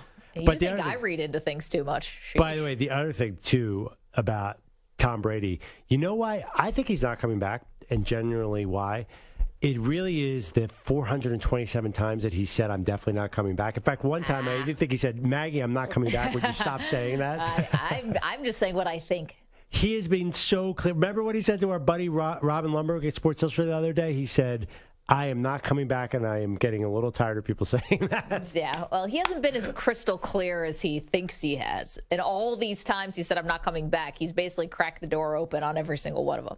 He has not cracked the door open a single time, and he keeps saying, I'm not coming back. You just don't believe him. I ate a jar of jelly today, and Largent Parks is in the chat, says, Maggie, for the first time and only time, you look like McLovin's sister complexion-wise. Did I get a little pale? Wait, what's that all paler than about? usual? Green, more green than pale. Green. You don't look green. I have no idea. Whatever, Largent Parks, what are you, Ricardo Montalban? I don't know what I'm supposed to come back with there. How about the phones? 855-212-4CBS. Paul is in Denver. Got a thought on the game tonight. Hey, Paul, how are you? Hey, I'm doing good. Good listening to you guys. Enjoy your show. And I just wanted to make a comment, not really a comment, but we talked about the Nuggets and, they could be a dynasty.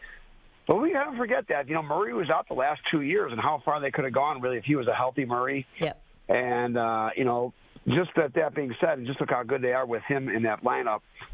And then the second part, I just have to say this because Perloff was talking about, the teams that are dynasties or that they look at as, really true champions are ones that had their backs up against the wall. I'm from Chicago originally. I don't remember Michael Jordan having his back up against the wall. Oh, remember when he had to push Brian Russell out of the way? That series was pretty interesting. That was a legitimate game shot. Game 6, though. It wasn't a Game 7.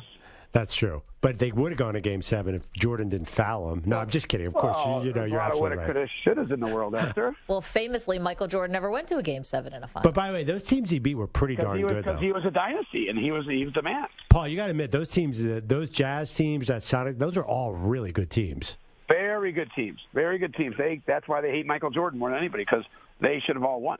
Well, and that's, I think, but there was one guy in the way. Paul, thank you so much. Good luck to your Nuggets tonight in Game 5, a closeout game. But this is why I think football-wise, this is what Mahomes might end up doing to a lot of really great quarterbacks in the AFC. There could be a Michael Jordan effect. As long as he stays healthy and doesn't leave to go play baseball or something, he is going to keep good quarterbacks from getting maybe one or even multiple bites at the apple. I mean, he just, again, the Bengals and the Chiefs meet in the AFC Championship game last year.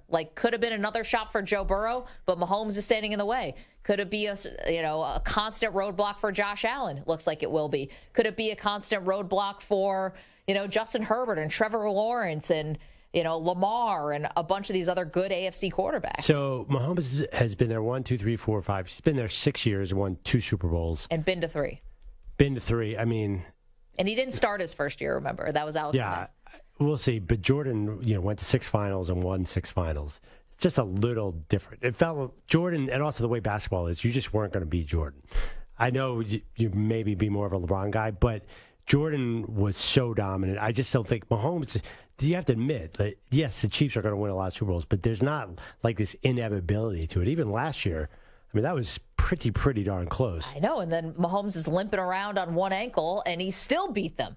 Yeah, but there could have been a call one way or the other. It wasn't like Jordan, where Jordan would just hammer guys in the finals. Just a different sport, so I don't quite see it the same way. And by the way, that thing about the Jamal Murray injury, the Nuggets, they might have won one before this if Murray had stayed healthy. But listen, that's why we have so many different champions now. If Chris Middleton had been healthy after their title, maybe the Bucks win another one. Or if Anthony Davis was ever healthy, maybe the Lakers win another one. That's why I'm a little worried about the Nuggets. If Kawhi's healthy, maybe the Clippers win one, but he never is. But that's why the Nuggets, it's not going to be easy for the Nuggets to go on a dynasty run. It's going to take a lot of health. I mean, listen, that's why we have a new champion every year in the NBA. There's so much parity right now. I don't feel like the Nuggets are so superior that they're just going to be like Jordan's Bulls. It's just not going to happen anymore. YouTube.com/CBS Sports Radio is where you can watch the show. If you're new to the show in today because I ate that jar of jelly, hit subscribe. We also have a podcast that we do every day, the Maggie and Perloff Show podcast, where we do podcast-only content called The Extra Shot. Today's Extra Shot is all about hometown heroes after Canadian golfer won the Canadian Open. We went through some of our other hometown heroes who won titles in their hometown. I realize Canada is a huge country, but it was a big deal. Yeah, Nick Taylor, turns out, I did call you out on this, is born in Winnipeg. I think he grew up in British Columbia, not from Toronto where the RBC was. So doesn't matter. The whole country was taking credit. I just feel if you're Canadian, you felt that's kind of a diss to call that a hometown. But no, of course. No, I feel like all the Canadian people were really leaning into it. They loved it. We did have an interesting debate. I'm curious. I think everyone agrees with you, but I don't think of Ricky Henderson. Of course, the first team you think of is probably the A's, but he was on so many different teams and so good on so many teams that I feel like he's not like Cal Ripken to the Orioles. We had a big debate about that. Do you guys think it's Ricky? I put Ricky Henderson on my list, and I put Cal Ripken on the list of hometown heroes because Ricky Henderson, in 4 different stints, played 14 seasons with the A's. The next closest team was the Yankees, where he played 5 seasons. Yeah, but those Yankee seasons to me were very impactful. Well, of course they were, but the Oakland years were very impactful too. Were they all those years? It can't possibly be. I don't remember the A's being that good for that long. So he was there. Anyway, I just always picture, Marco, I want to hear, you're wearing a Yankees hat. I'm surprised that Ricky played 14 years for the A's because the first stint was the longest one, I would think. The impactful one was when he went back to the A's, 89, helped them win a World Series, but then he was gone like 3 years later. 14 seasons with the A's, 5 with the Yankees, 3 with the Padres, 2 with the Mets, 1 with Boston, 1 with the Dodgers, 1 with Anaheim, 1 with Seattle, 1 with Toronto. It's like Ricky Henderson at the end. Like, why would he ever, he's going to keep taking these 1-year deals. But the reason why he was a hometown hero is because Ricky Henderson was drafted out of Oakland Technical High School and was so Oakland. He's like as Oakland as like Marshawn Lynch's Oakland and Dame Lillard is Oakland. And, Dennis Eckersley was another guy who was super Oakland, but he also went and played and had success with other teams. Okay. I'll take your word for it. So I took Ricky. I do think that Ricky did wear that Yankee hat with pride, though. That was a big deal to him. I've heard him. I mean, a 5-year stint with the Yankees is a big deal. He's inducted in the Hall of Fame. What hat's he wearing? Oh, definitely Oakland. No, I'm not disagreeing with that. But it's not. I would say it's a little different than Cal Ripken. Well, Ripken is a very unique. That's a guy born in Maryland, played for the Orioles 20 years. And when you say he's very Oakland by the way, I feel like Ricky is almost a Ricky unto himself. Do people in Oakland all talk about themselves in third person? Is that an Oakland thing or is that a Ricky thing? I think people in Oakland are proud of Ricky Henderson as like a. Yeah, I don't know. Ricky was sort of a unique person in a good way. But remember that story? Have you guys ever heard that story that he took his first check? And, got it framed. Got it framed, yeah. I don't know if that's Oakland or just Ricky, but whatever. It's awesome. He's amazing. That is unique, I think, on Ricky. The $1 million check framed. The finance department calls. Did you not receive the check? It's like, I framed it. Yeah, that's not Oakland. That's Ricky. That's great. Although Marshawn Lynch would do something like that, too. So maybe there is something. 855-212-4CBS. 855-212-4227. Coming up, the one feud we never thought we'd see in sports, but it has landed right on our doorstep. We'll get to that. We mentioned Aaron Rodgers. We get to him as well. Don't move. More Maggie and Perloff on CBS Sports Radio after this CBS Sports Update with Marco Belletti.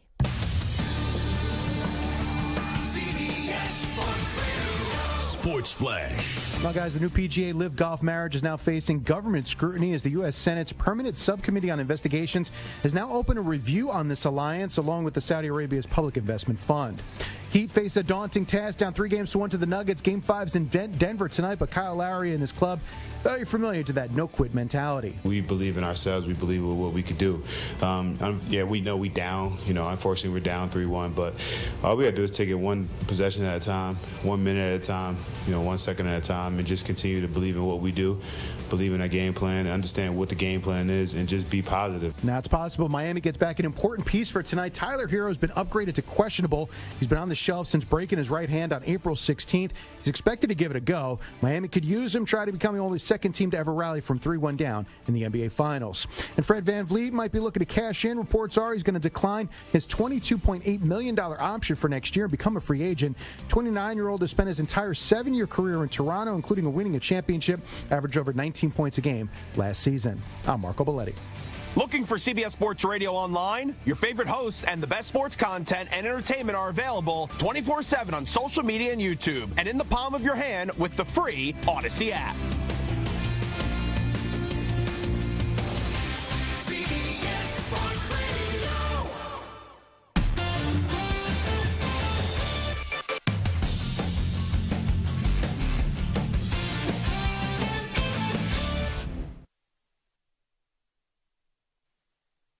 You're in a 5-minute break.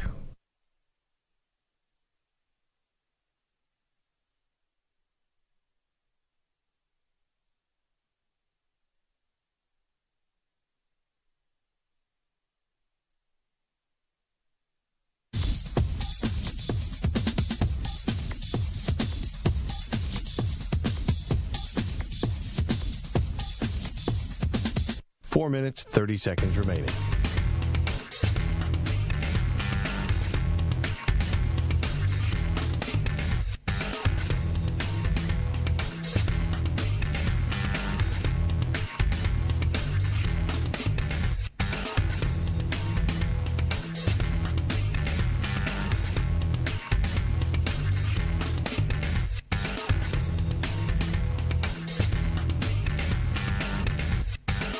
Four minutes remaining.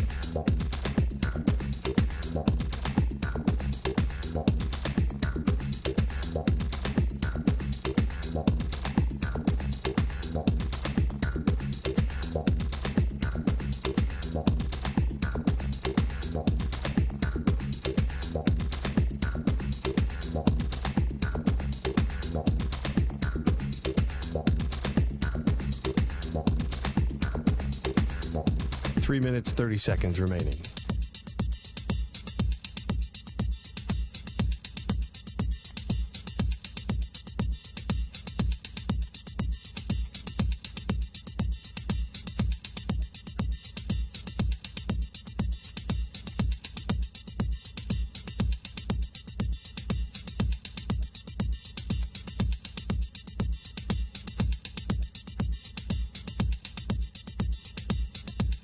Three minutes remaining.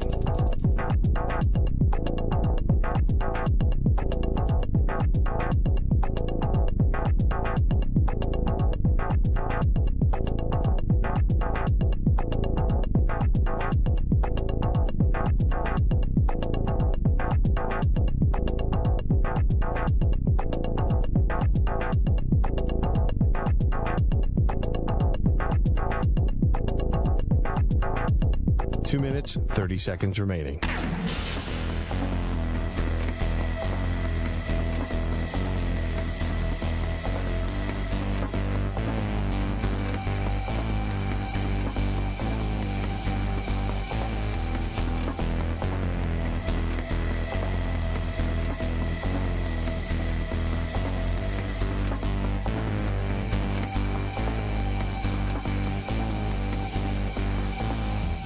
Two minutes remaining.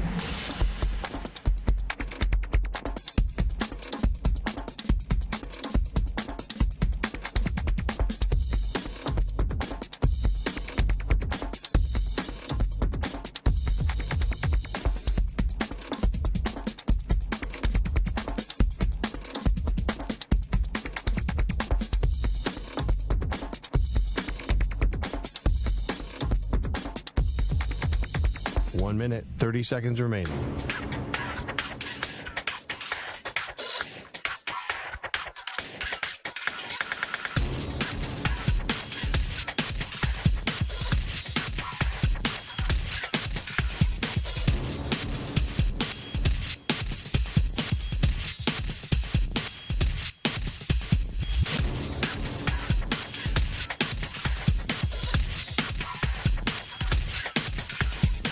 1 minute remaining.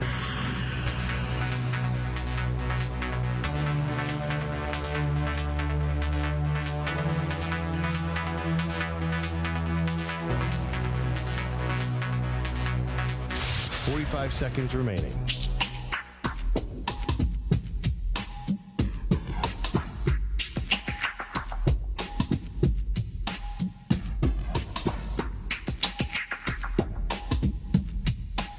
Seconds remaining.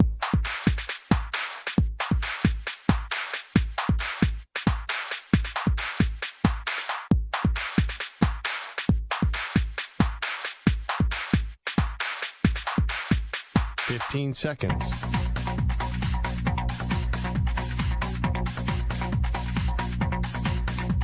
Break ends in 5 seconds.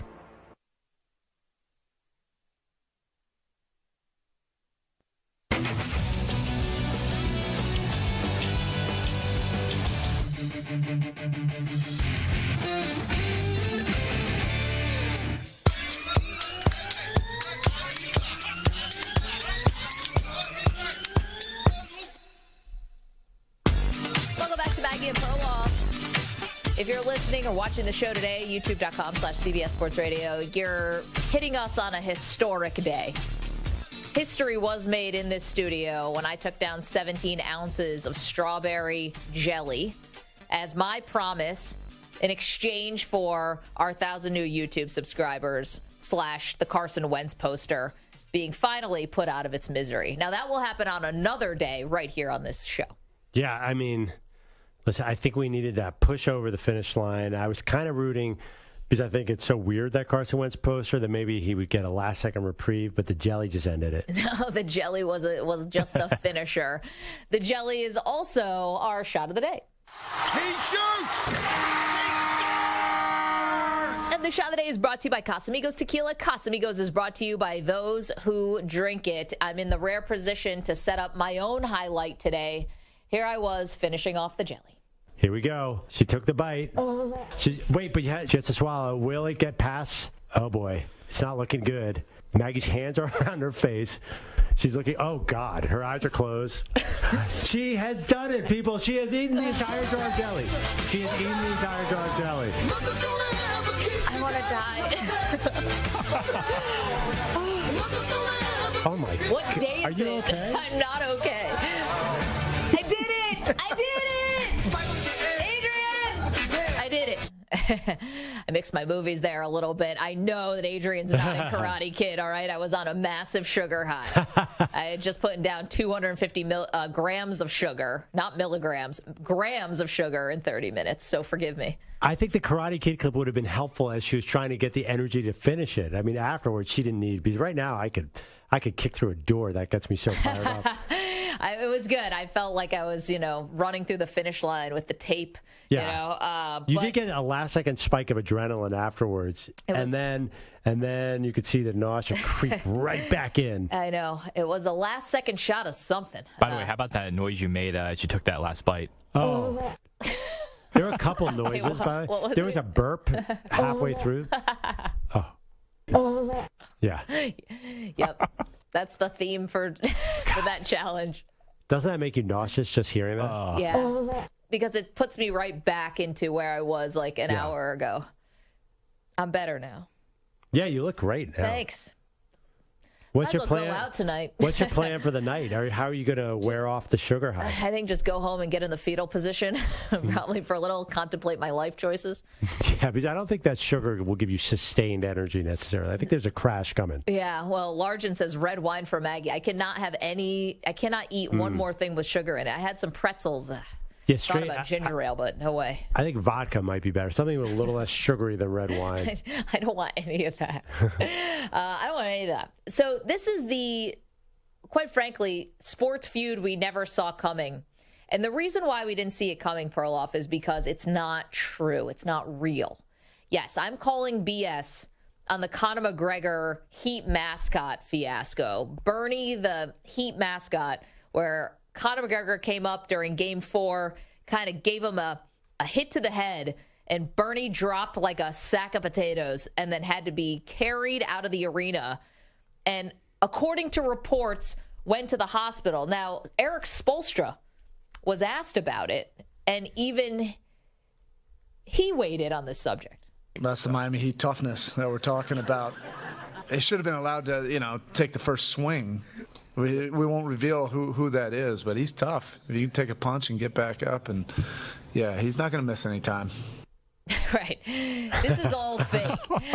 Wait. People thinking that this guy, whoever was inside the mascot suit, is now going to be cleaning up and, winning a lawsuit against Conor McGregor. There's no chance that's happening. To me, this is all 100% made up. So why are there these stories like USA Today? The mascot performer saw a doctor, received pain medication, and was sent home.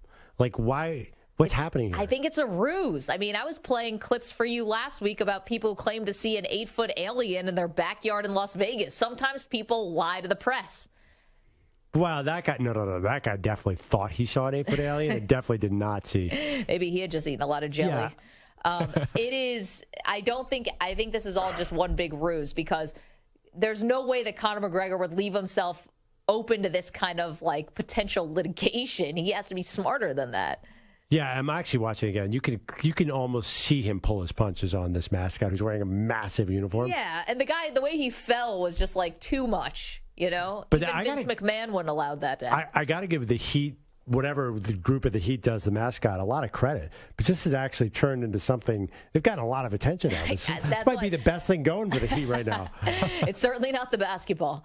That's for sure. I mean, It's been rough for them. And then tonight, they're going to get, we think Tyler Hero back, but it's probably going to be too little too late. Listen, for someone who comes from the best mascot town in history, and you could say what you want about Philly. The Philly Fanatic. The Fanatic is awesome. Is the greatest baseball. And then the Gritty I don't love. But Gritty, see. You don't love Gritty? Gritty is the great. A drugged out gigantic orange monster roaming around the ice. What is there not to like about that? I don't know. Kind of resembles too many people actually know from Philly. It resembles you after you had about half a jar of jelly. Fair. You had a gritty quality to your eyes during that. They were rolling around in my head.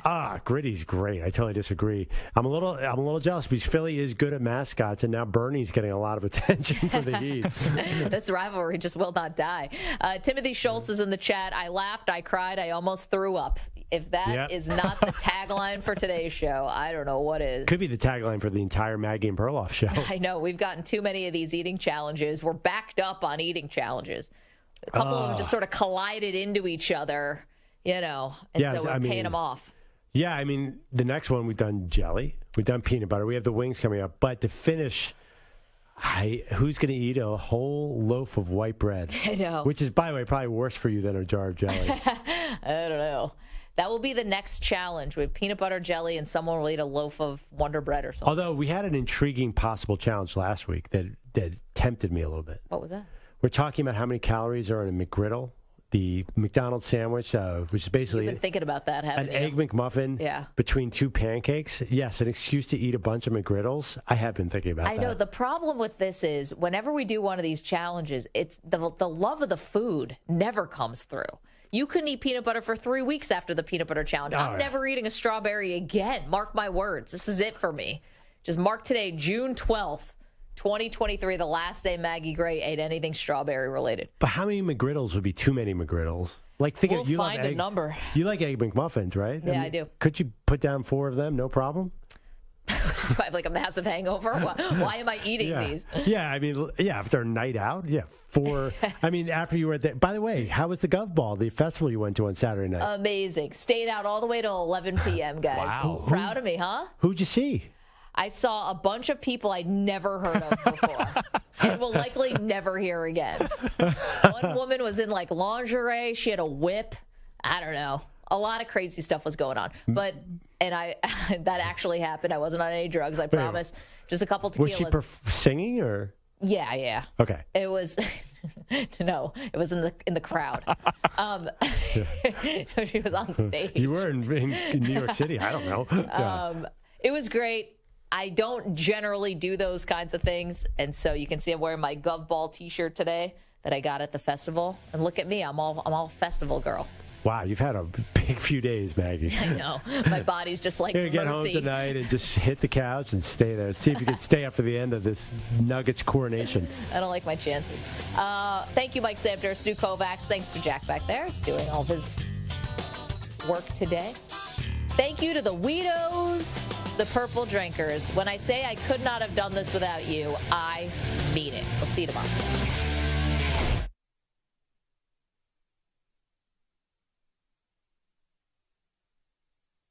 You're in a 5-minute break.